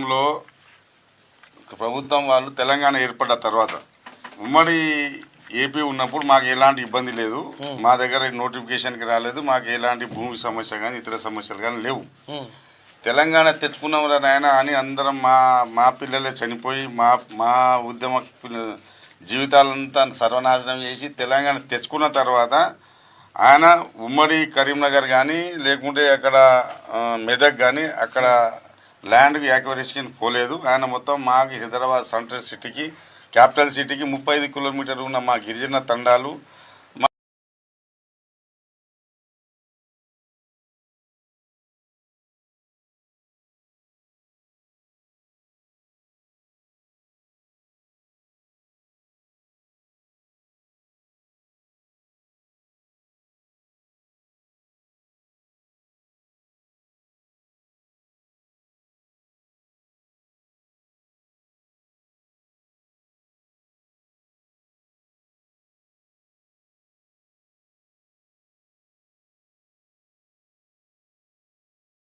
దగ్గర ఉన్న ఊర్లను టార్గెట్ పెట్టుకొని వాళ్ళు ఫార్మాసిటీ అనే పేరు ఇప్పుడు సుప్రీంకోర్టుకి హైకోర్టుకి వెళ్ళొచ్చు మీకు ఎలాంటి నష్టం చేయము మీ వ్యవసాయం పనికి వచ్చే భూమి మేము ఎట్టి పరిస్థితిలో తీసుకోము అనేది కూడా జీవో అమలు చేసి ఇస్తాము అంటే మాతో సహకారం చేస్తే లేకుంటే మేము దౌర్జన్యం చేసి భూమి గుంజుకుంటామని వాళ్ళు గత ప్రభుత్వంలో ప్రభుత్వ అధికారులు అప్పుడున్న కలెక్టర్లు అప్పుడున్న ప్రభుత్వ అధికారులు రాజకీయ సంబంధించిన మినిస్టర్లు చెప్పారు అయితే మేమేం చెప్పినామంటే ఇది అసైన్మెంట్ ల్యాండ్ ఇనాం భూమి కాబట్టి ప్రభుత్వం వాళ్ళు మేము 2-3 లాయర్లకు ఇతర మేధావులకు కూడా మేము వాళ్ళ దగ్గర పోయి చర్చిస్తే ఇది ప్రభుత్వాన్ని అవసరానికి ఉన్న అసైన్మెంట్ భూమి కాబట్టి ఇది గుంజుకుంటారు వాళ్ళకి హక్కు ఉంది ప్రభుత్వ అవసరానికి చూపించుకొని తీసుకోవచ్చు అని హక్కు ఉంది అని వాళ్ళ ప్రొసీడింగ్లో వెనక సైడ్ ఉన్న ఒక 18 అంశాల దగ్గర మాకు మాట్లాడడం చూపించడం జరిగిన తర్వాత మా దగ్గర ఉన్న ఇప్పుడు విలేజ్ మొత్తం కాదు ఒక కుటుంబం కాదు కదా ఇది 5-6 విలేజ్లకు సంబంధించిన ఊళ్ళు కాబట్టి మా వాళ్ళు కొంచెం భయభ్రాంతులు ఏర్పడి మా దాంట్లోకి వెళ్ళి కొంతమంది మేము ఇస్తాము ప్రభుత్వానికి ఇప్పుడు అవసరానికి కొంత ఆడపిల్లల పెళ్లిళ్ళకి కానీ చదువులకు కానీ అవసరం ఉంటుంది కదా ఆ విధంగా కొంత వాళ్ళు ఇస్తామనే ముందుకు వచ్చినాక ఇప్పుడు ఒక సగం భాగం ముందుకు పోయినాక మాకంతా చిల్లర చెదగం అవుతామని మేము అంటే అప్పుడు న్యాయమైన డిమాండ్ కూడా అడగలేము కదా మళ్ళీ పట్టా భూములు తీసుకోమని వీళ్ళు జీవో కూడా తర్వాత ఇయర్ అవన్నీ ఉద్దేశంతో మేము ముందు మాకు తెలియదు ఎలాంటి ఆపదలు వస్తాయో ముంగట అనేది మనకు తెలియదు తర్వాత వాళ్ళు మీటింగ్ పెట్టమంటే అప్పుడు ఉన్న సర్పంచ్ని కూడా నేనే మీటింగ్ పెట్టడం జరిగింది మాకు తెలియకుండానే మా ఊళ్ళో మేము ఇస్తామంటే మేము ఇవ్వద్దు మేము భూమి ఇవ్వమని మేము తీర్మానం చేసి గ్రామ పంచాయతీకి ఒక మినీ బుక్స్ ఉంటుంది ప్రతి గ్రామ పంచాయతీలో మినిట్స్ బుక్లో మేము రాసినాం ఈ సంవత్సరము ఈ రోజు మేము ప్రభుత్వానికి ఆ ఫార్మాసిటీకి భూమి ఇయ్యము అనేది మినిట్స్ బుక్లో మేము రాసినాం నేను సర్పంచ్గా ఉన్నప్పుడు రాసినాం అది నేను చెప్పిన 10 మంది అబద్ధాలు చెప్పినా మినిట్స్ బుక్లో రాసే ఉంది అది తీర్మానం ఇయ్యలే అతనికి ఇవ్వకుండా వాళ్ళు ఏం చేశారంటే మాకు వేరే విధంగా మా వాళ్ళ మీద SC/ST కేసు అప్పుడు ఉన్న ఎంఆర్ఓ ఏం చేసిందంటే వసంత కుమార్ అనే ఎంఆర్ఓ అతను ఇప్పుడు ఆర్డీఓగా ఉంది ఆమె మా వాళ్ళ మీద ఒక ఎస్సీ మాల సామాజిక వర్గానికి చెందిన అతని మీద భూత పదజాలతో తిరిగితే అతను ఆ రోజు హార్ట్ అటాక్ వచ్చి చనిపోయిన తర్వాత మన మాదారి అనే ఎస్సీ వర్గానికి చెందిన అతను చనిపోయాడు మా వాళ్ళ మీద ఒక 26 మంది మీద కూడా SC/ST కేసు వేసింది మేమే ఎస్టీలకు మేము ఇతరుల అగ్రకులాల మీద మేము కేసులు వేయాలి కానీ మా మీదనే ఆమె అగ్రకులం ఆమె వర్తించదు కానీ కేసు వేసిర్రు అప్పుడు ఉన్న మదన్మోహన్ రెడ్డి అనే సిఐ గారు, ఈమె చెందిన వైశ్య కులము. అప్పుడు ఉన్న రఘునందన్ రావు కలెక్టర్ దృష్టికి తీసుకుపోయి వాళ్ళు కేసు వేసారు మా వాళ్ళ మీద. కేసు వేస్తే ఇది ఎక్కడో పోయేటట్టు ఉందనుకొని మేము సరే భూమి ఇస్తాము కానీ రేట్ ఏంది అనేది అప్పుడు మాట్లాడడం జరిగింది. అప్పుడు వాళ్ళు మా దగ్గర ఉన్న మార్కెట్ వాల్యూ చూసుకోలే, అంటే మాకు స్థానికంగా ఉన్న రేటు ప్రకారమే వాళ్ళు ఇచ్చిర్రు. ఇచ్చినాక తర్వాత గందరగోళం చేసేది. అప్పుడు పట్టా భూమిని తీసుకోమన్నారు, మీకు రైతులను ఇబ్బంది పెట్టమన్నారు, రైతు కూలీని ఇబ్బంది పెట్టమన్నారు. 2013 చట్టం ప్రకారం అందులో ఏమొస్తుందో మీకు అందరికీ న్యాయం చేస్తామన్నారు. అందులో చెప్పినట్టుగా ఎలాంటి న్యాయం చేయలే. ఓకే, న్యాయం చే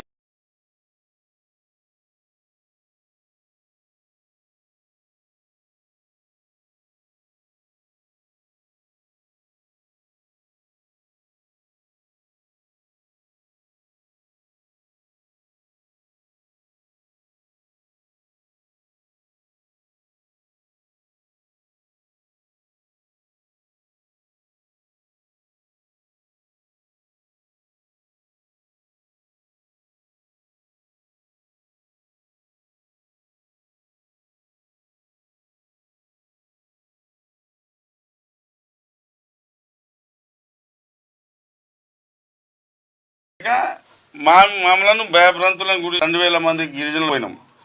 ఆ ఒకటే దగ్గర ఉన్న భూమిని ఇప్పుడు ఏం చేశారంటే ఈ ఆల్రెడీ మా దగ్గర సెంట్రల్ గవర్నమెంట్ ఈ ఇనాం పట్టా అన్ని పట్టాలను వాళ్ళు అన్యాయంగా గుంజుకుని మా మీద కేసు వేసారు. ఆ రోజు నుంచి మేము పోరాడుతూనే ఉన్నాం. మా దగ్గర భూమి గుంజుకుర్రు, మీరు ఎందుకు కేసు వేసారు మాకని. ఇప్పుడు ఫైనల్గా ఏమంటున్నారు?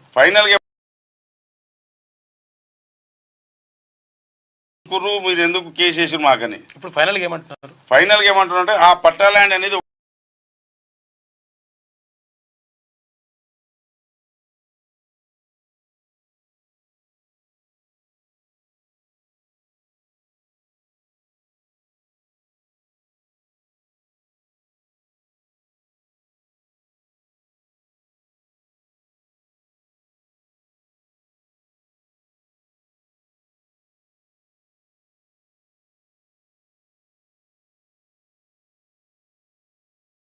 పెట్టిరంటే ఎట్టి పరిస్థితుల్లో ఈ పట్టా ల్యాండ్ ను ఖాళీ చేయాలి. అంటే ఇంతకుముందు ఫార్మా పేరు చెప్పారు, దాని తర్వాత ఫోర్త్ సిటీ పేరు చెప్పారు. ఇప్పుడు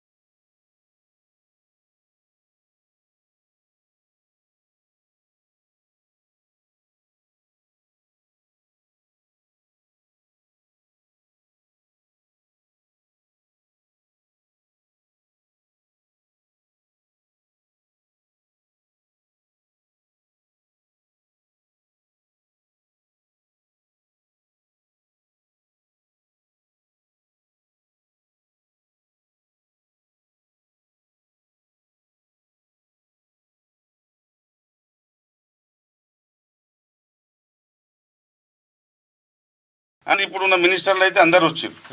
మేము అనుకున్నామంటే మేము మా భూమిని ఎట్టి పరిస్థితుల్లో ఇయ్యమండి. కోర్టు స్టే ఆర్డర్ వస్తే మా భూమికి కింద భాగం మా ఎట్టి పరిస్థితుల్లో ఇయ్యమండి.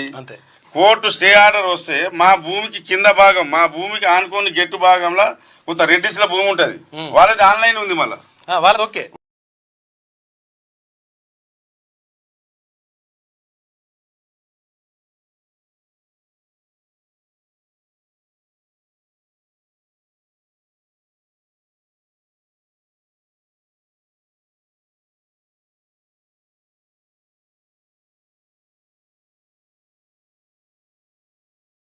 ఓకే, వాళ్ళది ఇప్పుడు మా ఊర్లో రెడ్డిస్ల పాత భూస్వాములు ఉన్నారుగా, వాళ్ళ ఇప్పుడు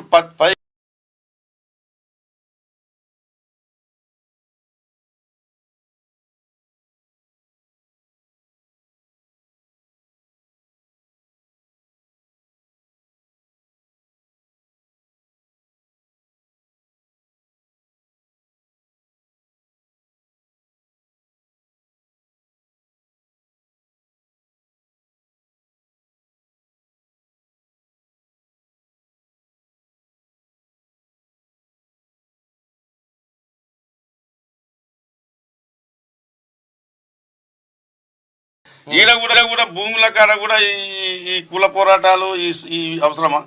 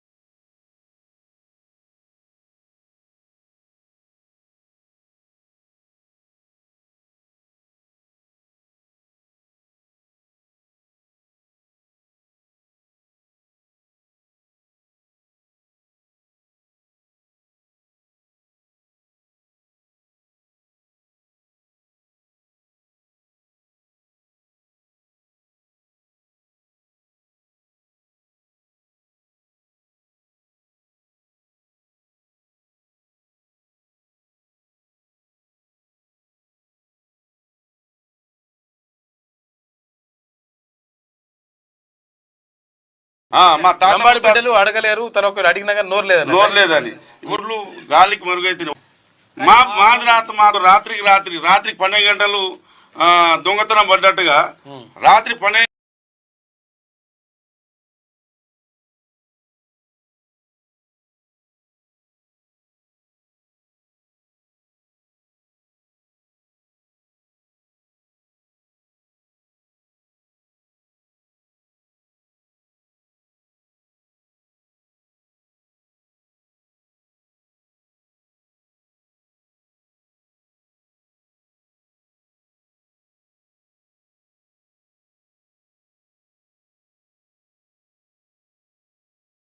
అప్పుడు గత ఆర్టీఓ ఎంత ఫ్రాడ్ అంటే అంత ఫ్రాడ్ నాయకులు వస్తున్నారు, సానుభూతి చూపిస్తారు, కానీ లాస్ట్ పని వచ్చే కాడికి అందరు. ఇప్పుడు ఇదే నాయకులు వాళ్ళు భూమికి కాడికి వచ్చారు, మా ప్రాణం ఉన్నంత వరకు మీకు అడ్డంగా ఉంటామన్నారు. పవన్ కొట్లాడు అని కొమ్మటిరెడ్డి వెంకటరెడ్డి గారు పార్రా కొట్టుకోమన్నారు. మేము కొట్లాడిన వాళ్ళు మా అందరిపై కేసులు అయినాయి, ఆయన ఏమో మినిస్టర్ అయ్యిండు. ఇప్పుడు మేము కేసుల చుట్టూ తిరుగుతున్నాము. మళ్ళీ మా భూమి సమస్య భూమి కాడనే ఉంది. ఇదే ఇంకోటి ఇప్పుడు ఈ ల్యాండ్ మేనిఫెస్టోలో కూడా పెట్టారు. అంటే ఈ సమస్యకు కాంగ్రెస్ పార్టీ రాజకీయం చేయాలని ఈ ఊర్లో ప్రతి ఫోటోలు ప్రతి విలేజ్ తెలంగాణలో ప్రతి ఊర్లో ఈ ఫోటోలు పెట్టి వాళ్ళు ఓట్లు తీసుకుని మాకు పర్వాలేదు, మేము కూడా కాంగ్రెస్ పార్టీకి ఓటే వేసినాం. కానీ మేము ఏమంటున్నామంటే చెప్పిన మాట వాళ్ళే తీసుకోకుండా మేనిఫెస్టోలో పెట్టింది కూడా వాళ్ళు అమలు చేయకుండా ఎట్లా? మేనిఫెస్టోలో పెట్టారు కదా.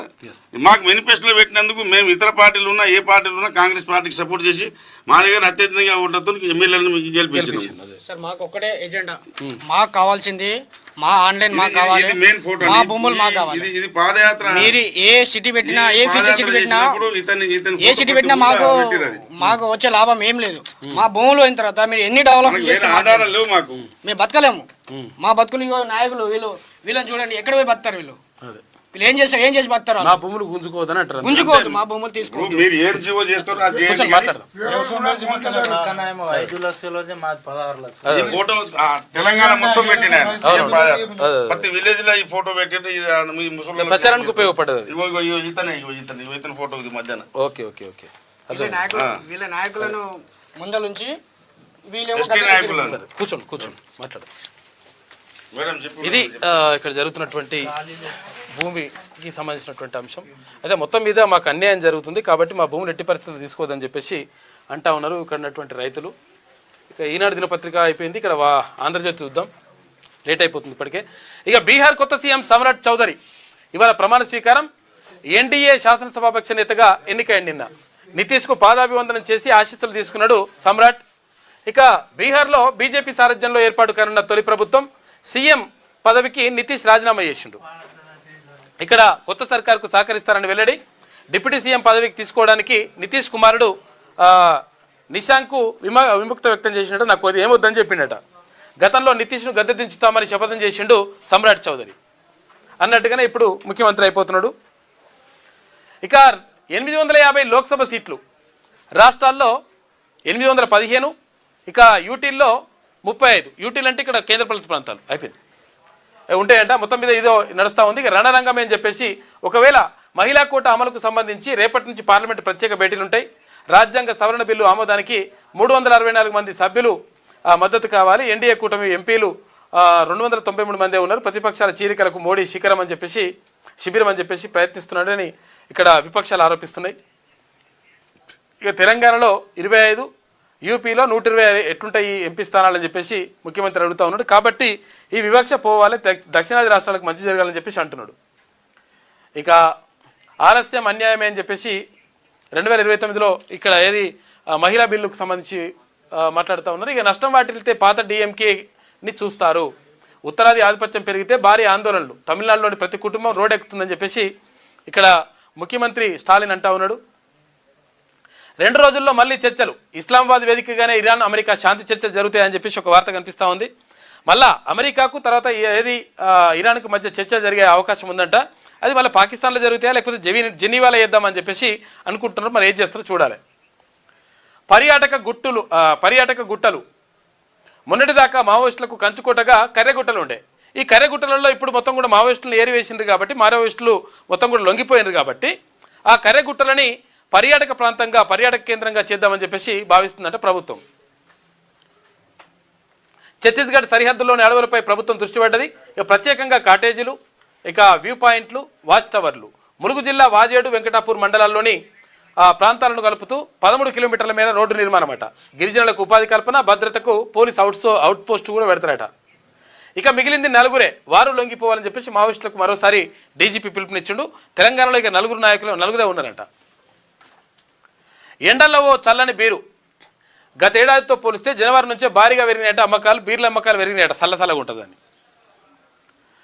ప్రమాదంలో ఆహార నాణ్యత. రాష్ట్రంలో 1.40 లక్షల ఫుడ్ బిజినెస్ ఆపరేటర్లు ఉంటారట. తనిఖీలకు సరిపోని ఆహార భద్రతా సిబ్బంది 3 ఉన్నారట మొత్తం జిహెచ్ఎంసీలో. చూసుకోరు ఎట్లున్నది లెక్క. 3 ఎడిగిపోయి తిరగాలి, ఏం కావాలి? ఏం లేనేది అది సరిపోదు. ఇక ఒకసారి వస్తే ఒకసారి వచ్చిపోయిందంటే మళ్ళీ రావాలంటే కొన్ని ఏళ్ళు పడుతుంది. ఇక రవాణా భారీ వాహనాలకు రేడియం స్టిక్కర్లు ఇస్తారట. ఎందుకంటే భారీ వాహనాలు కనిపించకుండా యాక్సిడెంట్లు అవుతున్నాయని చెప్పేసి రేడియం స్టిక్కర్లు మొత్తం వేస్తారట. ఇట్లా వేయాలని రూల్ పెడుతున్నారు. వాహనం 3 వైపులా అతికించాల్సిందే. రోడ్డు ప్రమాదాలకు రేడియం స్టిక్కర్లతో అడ్డుకట్ట. కేంద్ర నిబంధనల మేరకు రాష్ట్రంలో పకడ్బందీగా అమలు చేస్తున్నారు. నాణ్యత ప్రమాణాలు ఉన్నవే వాడాలి. మే 20 వరకు గడువు ఉన్నది. అవి ఉంటేనే ఇకపై ఫిట్నెస్ సర్టిఫికేట్ ఇస్తారట. ఇక తెలంగాణలో 4 అదనపు జడ్జీలకు శాశ్వత హోదా. కేరళలో జడ్జీలుగా 2 మహిళా లాయర్లు ఉన్నారు. కేంద్రానికి సుప్రీంకోర్టు కొలీజియం సిఫార్సు చేసింది. 4 అదనపు జడ్జీలకు శాశ్వత హోదా ఇస్తారు. వీళ్ళకి పర్మనెంట్గా justice Renuka, justice Narasimharao, justice Tirumaladevi, justice Madhusudan Rao, వీళ్ళు 4 రెగ్యులరైజ్ చేసిండ్రు. శాశ్వత హోదా ఇస్తూ ఉన్నారు వాళ్ళకి. ఇక వేదాంత విద్యుత్ కేంద్రంలో పేరిన బాయిలర్ 13 మంది కార్మికులు చనిపోయారట ఛత్తీస్గఢ్లో. ఇక ఓవర్లోడ్ వాహనాలపై భారీ బాధుడు. 10% కంటే మించితే 2 రెట్లు రుసుము వసూలు చేస్తారట. 40% కంటే ఎక్కువ ఉంటే 4 రెట్లు ఉత్తర్వులు జారీ చేసిన NHAI అని చెప్పేసి ఒక వార్త కనిపిస్తుంది. ఇక ఫార్మాకు తీటుగా ఇంజనీరింగ్ ఎగుమతులు 2 ఏళ్లలో 4 రెట్లు అభివృద్ధి. 2023-24 మధ్య ఇంజనీరింగ్ ఎగుమతుల్లో 118% వృద్ధి రేటు సాధించినట. ఇది ఆంధ్రజ్యోతిలో ఉన్నటువంటి ప్రధాన కథనాలు. అయితే ఒకసారి శనార్థి తెలంగాణ చూద్దాం. మండుతున్న ఎండలు. తెలంగాణలోని పలు ప్రాంతాల్లో 42 డిగ్రీలు దాటుతున్నాయట ఎండలు. చాలా దారుణంగా ఉంది. ఉష్ణోగ్రతలు ఎక్కువ పెరుగుతున్నాయి. ఉదయం 9 నుంచే బానుడి బగబగలు. ఇక రానున్న వారం రోజుల్లో ఎండలు మరింత పెరిగే అవకాశం ఉందట. ప్రజలు అప్రమత్తంగా ఉండాలని హెచ్చరిస్తున్నారు వాతావరణ శాఖ అధికారులు. ఇక బీజేపీ మార్క్ డీలిమిటేషన్. నార్త్కు బెటర్, సౌత్కు ఇబ్బందే. ఏది నార్త్ వాళ్ళకు, ఉత్తరాది రాష్ట్రాలకు మంచి జరుగుతుందంట, దక్షిణ భారతదేశానికి నష్టం జరుగుతుందనేటువంటి మాట చెప్తా ఉన్నారు. ప్రస్తుతం యూపీ, బీహార్లోనే 120 సీట్లు. ఆ 2 రాష్ట్రాల్లో బీజేపీకి గట్టి హోల్డ్. ఇక గణనీయమైన జనాభాను కలిగి ఉన్న బీహార్, యూపీ. జనాభా మేరకు సీట్లు పెరిగితే ఉత్తరప్రదేశ్, బీహార్కు పార్లమెంట్లో ప్రాతినిధ్యం పెరిగే అవకాశం ఉంటుంది. ఇక అదే జరిగితే బీజేపీకే ప్లస్ అయ్యే ఛాన్స్ ఉంటుంది. ఇతర ఉత్తరాది స్టేట్స్లోనూ భారీగా పెరగనున్న సీట్లు. 1976 తర్వాత జనాభా నియంత్రణను కట్టుదిట్టంగా అమలు చేసిన దక్షిణాది రాష్ట్రాలు. దక్షిణాదిలో బీజేపీకి ఉన్న పట్టు నామమాత్రమే. యూపీ, బీహార్తో పాటు ఇతర ఉత్తరాది స్టేట్స్లోనే బీజేపీకి మంచి పట్టున్నది. అందుకే జనాభా ప్రాతిపదికన డీలిమిటేషన్ ప్రక్రియను తీవ్రంగా వ్యతిరేకిస్తున్నాయి విపక్షాలు. ప్రభుత్వం మారినా తీరని భూ సమస్యలు. కాంగ్రెస్ పాలనలోనూ ఇదే దుస్థితి. ధరణికి బదులు భూభారతి వచ్చి ఏడాది పూర్తయింది. 8 లక్షలకు పైగా దరఖాస్తులు పెండింగ్లోనే ఉన్నాయి. 3,80,000 దరఖాస్తులు పరిశీలనలో ఉన్నాయి. ఇక మొదటి 3 నెలలు సాఫీగానే సాగిన ప్రక్రియ ఇక తర్వాత మళ్ళీ అటకెక్కిందట. లక్షల్లో పేరుకుపోయిన దరఖాస్తులు, కలెక్టర్ల చుట్టూ తిరుగుతున్న రైతులు భూ సమస్యలు త్వరగా పరిష్కరించాలని వేడుకుంటున్నారు. ఇక పైకి పసిడి బంగారం వెండి రేట్లు మళ్ళీ పెరిగినాయట. డీలిమిటేషన్కు లైన్ క్లియర్. ఆర్టికల్ 82 సవరణకు సర్క్యులర్ జారీ చేసిన డీలిమిటేషన్పై కేంద్రం ప్రతిపాదన. ఇక కేసీఆర్ రైతు పక్షపాతి, బీఆర్ఎస్ పాలన బెస్ట్, కేసీఆర్తో అనుబంధం ఈనాటిది కాదు, కాళేశ్వరం విషయంలో కేసీఆర్పై అనవసరంగా విమర్శలు చేస్తున్నారు, ఎస్ఎల్బీసీ నిర్మాణ దశలోనే కుంగింది, రేవంత్ పాలనపై మాజీ మంత్రి జీవన్ రెడ్డి ఫైర్ అయ్యిందట. లక్షలాదిగా తరలిరండి, చలో ఇందిరా పార్క్ ధర్నాను విజయవంతం చేయండి. ఎందుకనంటే ఇక్కడ ప్రైవేటు పాఠశాలలు, ప్రైవేటు కార్పొరేట్ విద్యా సంస్థల దోపిడీకి వ్యతిరేకంగా తీన్మాన్ మల్లన్న పిలుపునిచ్చిండు. తెలంగాణ రాజ్యాధికార పార్టీ ఆధ్వర్యంలో తీన్మాన్ మల్లన్న గారి సారథ్యంలో ఇక్కడ ఇందిరా పార్క్ దగ్గర ధర్నా చౌక్లో ఈ నెల 26 తారీఖు నాడు ఆదివారం రోజు ఉదయం 11 గంటలకు ఎవరైతే తల్లిదండ్రులు ఉంటారో ప్రైవేట్ విద్యా సంస్థల్లో చదువుతున్నటువంటి విద్యార్థుల తల్లిదండ్రులు తోటి ఈ కార్యక్రమాన్ని నిర్వహించాలని చెప్పేసి భావిస్తా ఉన్నారు. కాబట్టి తల్లిదండ్రులందరూ కూడా తల్లిరండి. ఎందుకంటే ఈ ఫీజుల దోపిడీకి వ్యతిరేకంగా ఇష్టం వచ్చినట్టుగా ప్రైవేటు విద్యా సంస్థలు, తర్వాత కార్పొరేట్ విద్యా సంస్థలు మొత్తం కూడా దోచుకుంటున్నాయి. కాబట్టి దానిపైన పోరాడదామని చెప్పేసి పిలుపునిచ్చిండు. అందులో భాగంగా సూర్యాపేటలో లక్షలాదిగా తరలిరండి, చలో ఇందిరా పార్క్ ధర్నాను విజయవంతం చేయండి, ఫీజుల దోపిడీపై పోరు చేద్దాం, విద్యా హక్కులను సాధించుకుందాం.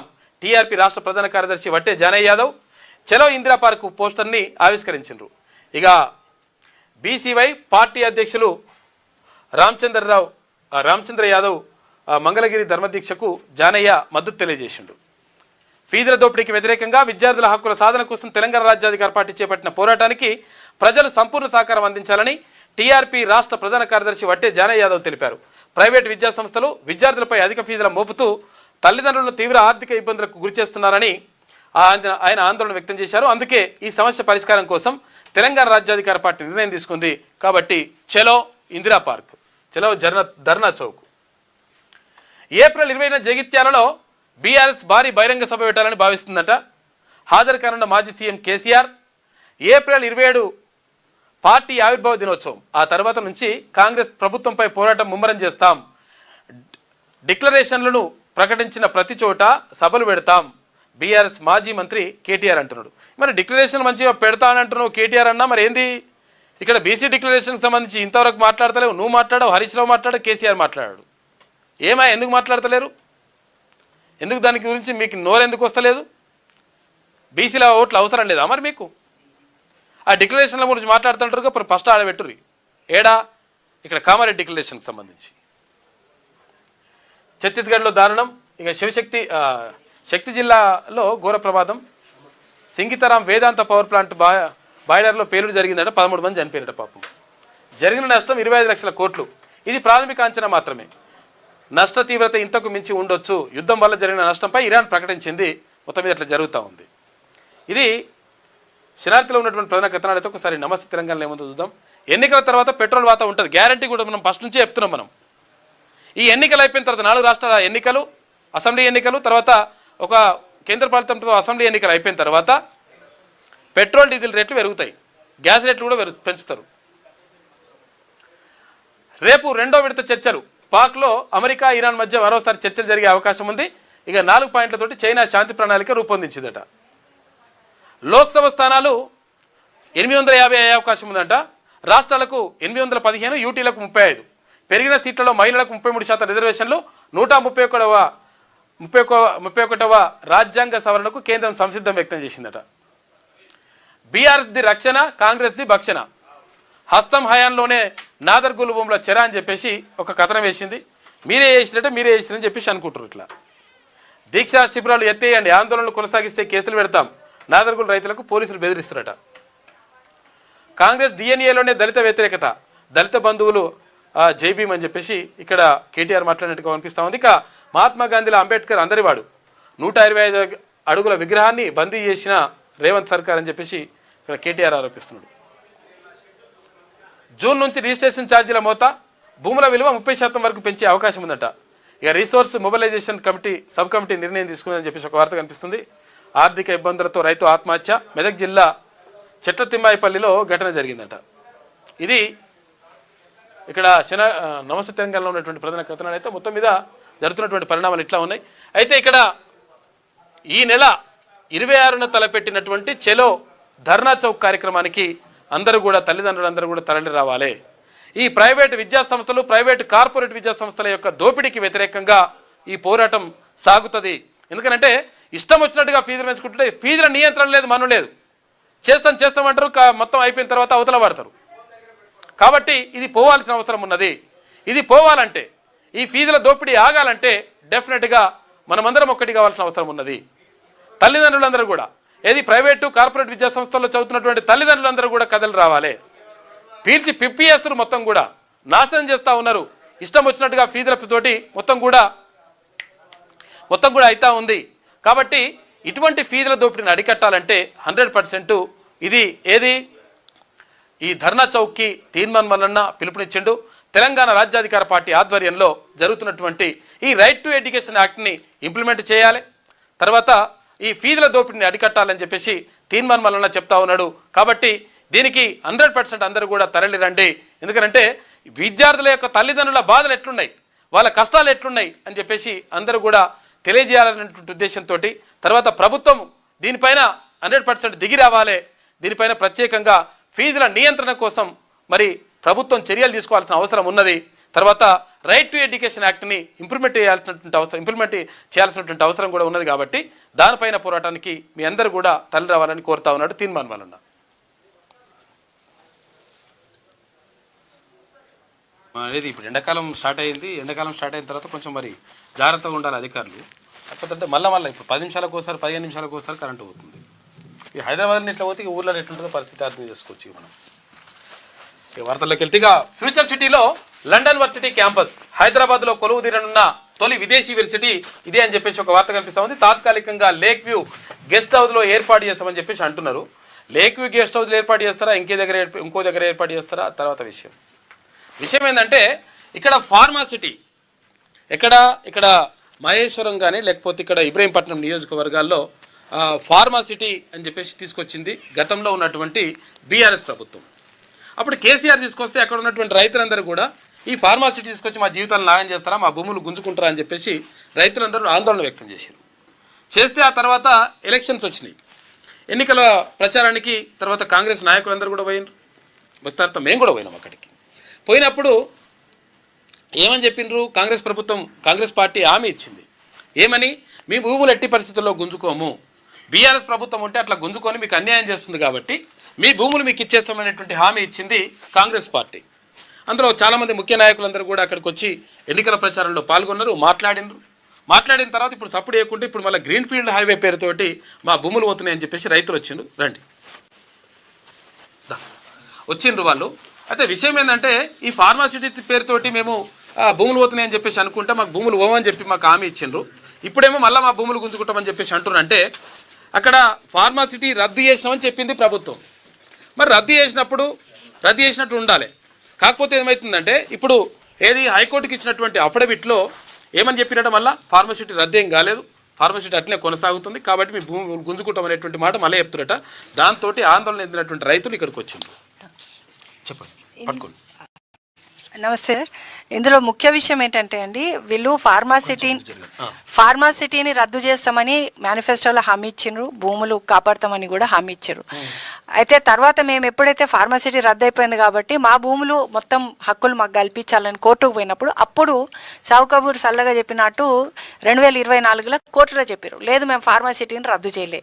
ఆ జీవో ఇప్పటికీ ఉంది. మేము అడిగేది ఏంటంటే మీరు ఏదైతే మాట ఇచ్చారో ఆ మాట నిలబెట్టుకోండి. ఇది నడుస్తుండగా ఫార్మాసిటీ కోసం మేము ఏదైతే ల్యాండ్ ఎక్విజిషన్ గురించి కోర్టులో కేసులు వేసినామో అందులో అవార్డులు రద్దయినాయి. ఇప్పుడు వచ్చిన వాళ్ళంతా కుర్మిద తండా, అందులో తీర్మాన్ మల్లన్న గారు కూడా ఆ ఊర్లోకి వెళ్ళిరు, మీకు తెలుసు కదా. అయితే అక్కడ అవార్డులు రద్దయినాయి, కోర్టులో స్టే ఉంది, అన్నీ నడుస్తుండగా ఈ స్టే ఉండగా ఏమంటే ఇల్లీగల్గా గ్రీన్ఫీల్డ్ హైవే అనుకుంటూ వచ్చారు. ఇప్పుడు మీరు గ్రీన్ఫీల్డ్ హైవే మీర్ఖాన్పేటలో కట్టుకుంటారా, కింది ఏరియాలో కట్టుకుంటారా, అది వేరే విషయం. ఇక్కడ ఖచ్చితంగా నేను మీకు ఆ కేసు నెంబర్ కూడా చెప్తా సార్, WP 70/2022 కూలీల కేసు, అంటే రిట్ పిటిషన్, అందులో స్టే ఉంది. ఎటువంటి డిస్పోజెస్ చేయకూడదు అని ఉంది. వీళ్ళందరికీ అవార్డులు రద్దయినాయి. అవార్డులు రద్దయినాయి అంటే ఆర్డర్ కాపీ చూపిస్తే కూడా కలెక్టర్ మా ఇష్టం వచ్చినట్టు మేము చేసుకుంటాం అన్నట్టు మాట్లాడుతున్నారు. అంటే ఈ ప్రభుత్వం వచ్చినాక అసలు చట్టానికి ఎటువంటి విలువ లేకుండా, కోర్టులో ఇచ్చిన తీర్పులకు కూడా విలువ లేకుండా వాళ్ళు ఇష్టం వచ్చినట్టు ఇష్టారాజ్యంగా చేస్తున్నారు. ఈ విషయం మీదనే మా భూములు మీరు ఏదైతే మాట ఇచ్చారో దాని గురించి ఇక్కడ వచ్చిన రైతులందరూ వాళ్ళు నిరాహార దీక్ష చేస్తున్నారు 30 రోజుల నుంచి. మీరు వాళ్ళ అభిప్రాయం కూడా తీసుకోండి. చెప్పండి సార్. ఇక్కడ అప్పట్లో బీఆర్ఎస్ ప్రభుత్వం అనేది ఫార్మ్ సిటీ అని తెచ్చింది సార్. దాని తర్వాత ఏ మండలాలు? యాచారం మండలము, కందుకూరు మండల్, అక్కడ కర్తాల్ మండలం, 3 మండలాలు. 3 మండలం మీదుగా ఇప్పుడు 1919 రంగారెడ్డి జిల్లా యాచారం, కందుకూరు, కడతాల్. ఓకే, కందుకూరు, యాచారం 3 మండలాలు. 3 మండలాలు ఇంతకుముందు చెప్పారు కానీ ఫస్ట్ తీసుకునేది మొత్తం యాచారం మండలి కిందకి. ఇప్పుడు ఓకే, భూమి మొత్తం కోల్పోతున్నాము మేము.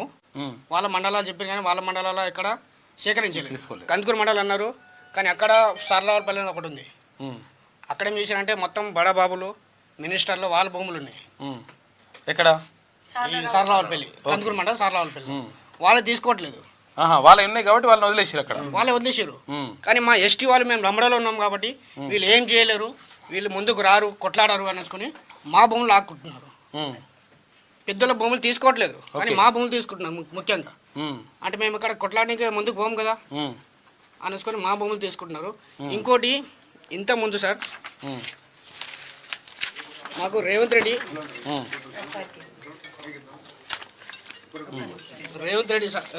అప్పుడు పాదయాత్ర చేసినప్పుడు సీఎం సార్ పాదయాత్ర చేసినప్పుడు ఇగో మేమందరం మా ఎస్టీ వాళ్ళు ఇక్కడ గలమిలాయించారు. అప్పుడు మీ ల్యాండ్ లో మేము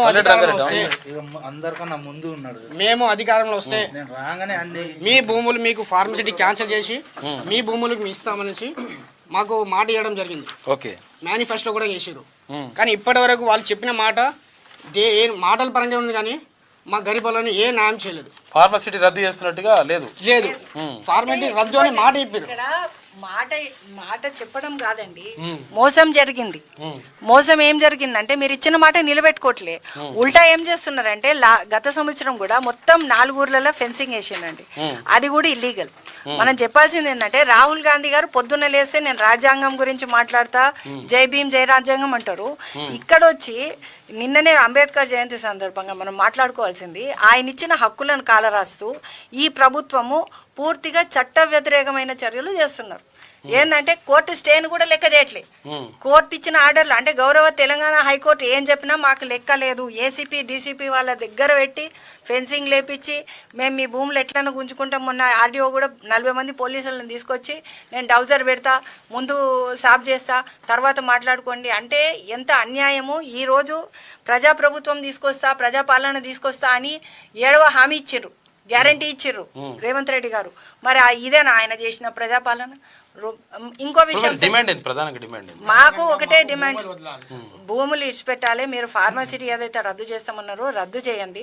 మీరు ఇచ్చిన మాట ప్రకారం రైతులకు పూర్తి హక్కులు కల్పిస్తా. ఆన్లైన్ గత ప్రభుత్వంలో ఆన్లైన్ కట్ చేసిరండి, నిషేధిత జాబితాలు పెట్టిరు. వీళ్ళేమన్నారు, అప్పుడు మాతోటి కలిసి పాదయాత్ర చేసిరు, ఆన్లైన్ ఎక్కియాలి, నిషేధిత జాబితాలో పెట్టాలని చెప్పేసి మల్రెడ్డి రంగారెడ్డి గారు కానీ కోదండరెడ్డి గారు కానీ వీళ్ళందరూ ముందుండి రైతులతో నిలబడ్డారు.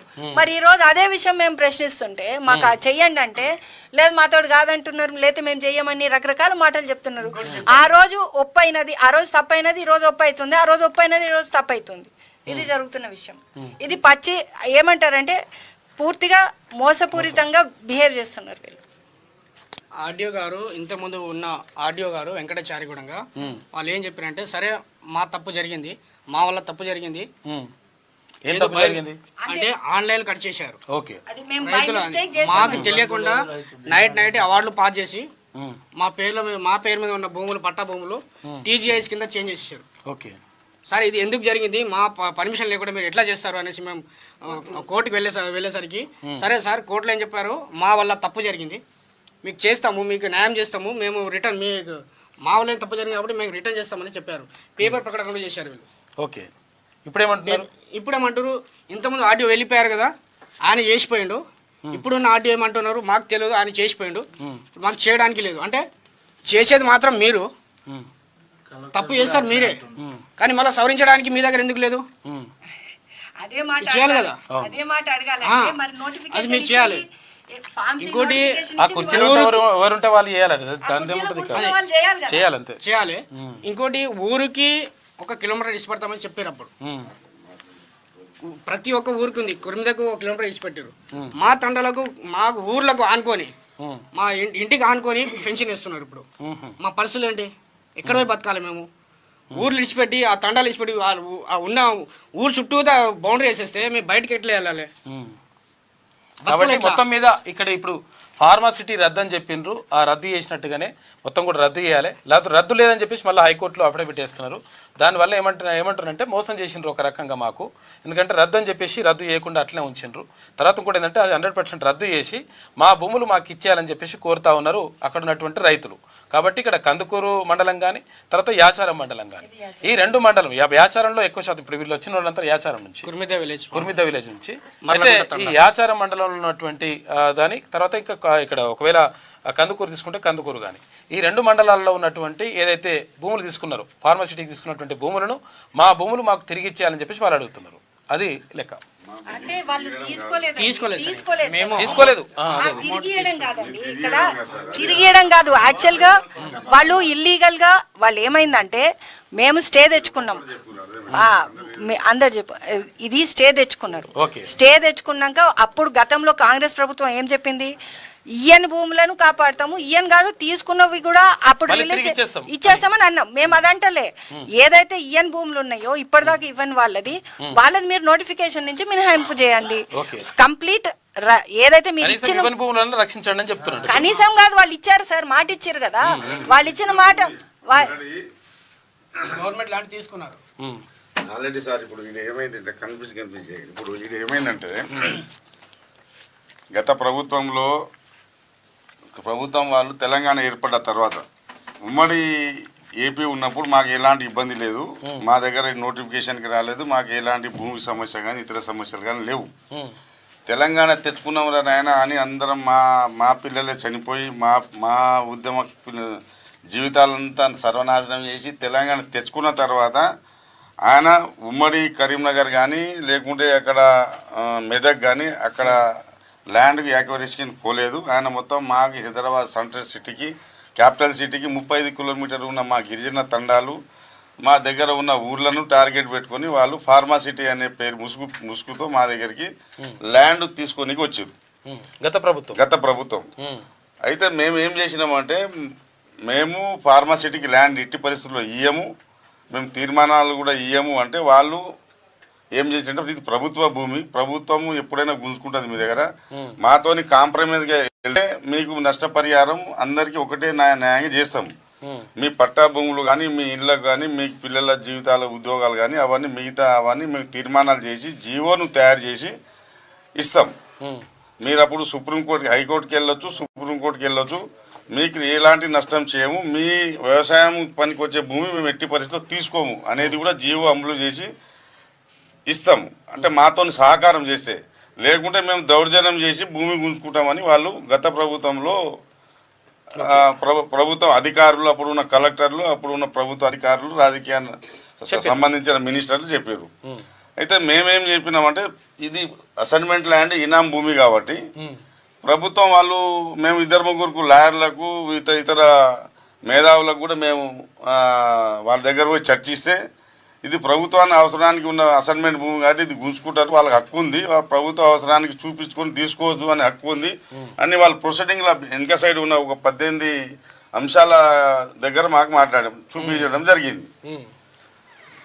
జరిగిన తర్వాత మా దగ్గర ఉన్న ఇప్పుడు విలేజ్ మొత్తం కాదు, ఒక కుటుంబం కాదు కదా, ఇది 5-6 విలేజ్లకు సంబంధించిన ఊరు కాబట్టి మా వాళ్ళు కొంచెం భయభ్రాంతులు ఏర్పడి మా దాంట్లోకి కొంతమంది మేము ఇస్తాము ప్రభుత్వానికి. ఇప్పుడు అవసరానికి కొంత ఆడపిల్లల పెళ్లిళ్ళకు కానీ చదువులకు కానీ అవసరం ఉంటుంది కదా, ఆ విధంగా కొంత వాళ్ళు ఇస్తామని ముందుకు వచ్చారు.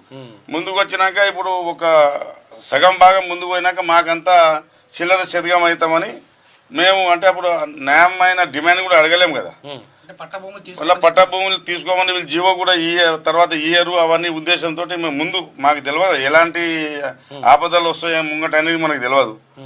తర్వాత వాళ్ళు మీటింగ్ పెట్టమంటే అప్పుడు ఉన్న సర్పంచ్ని కూడా నేనే మీటింగ్ పెట్టడం జరిగింది. మాకు తెలియకుండానే మా ఊళ్ళో మేము ఇస్తామంటే మేము ఇవ్వద్దు, మేము భూమి ఇవ్వమని మేము తీర్మానం చేసి గ్రామ పంచాయతీకి ఒక మినీ బుక్స్ ఉంటుంది. ప్రతి గ్రామ పంచాయతీలో ఒక మినిట్స్ బుక్స్ లో మేము రాసినాం. ఈ సంవత్సరము ఈ రోజు మేము ప్రభుత్వానికి ఆ ఫార్మాసిటీకి భూమి ఇయ్యము అనేది మినిట్స్ బుక్ లో మేము రాసినాం. నేను సర్పంచ్